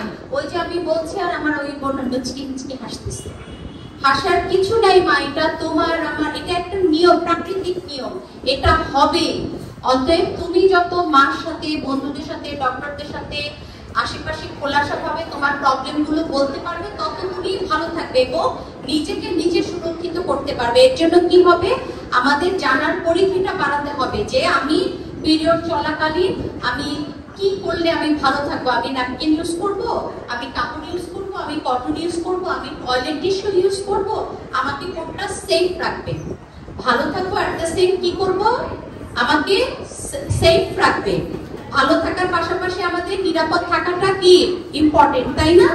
তারপরে আমাদের স্যার বেশ কিছু গুরুত্বপূর্ণ কথা বলে গেলেন খাদ্য নিয়ে, তাই না?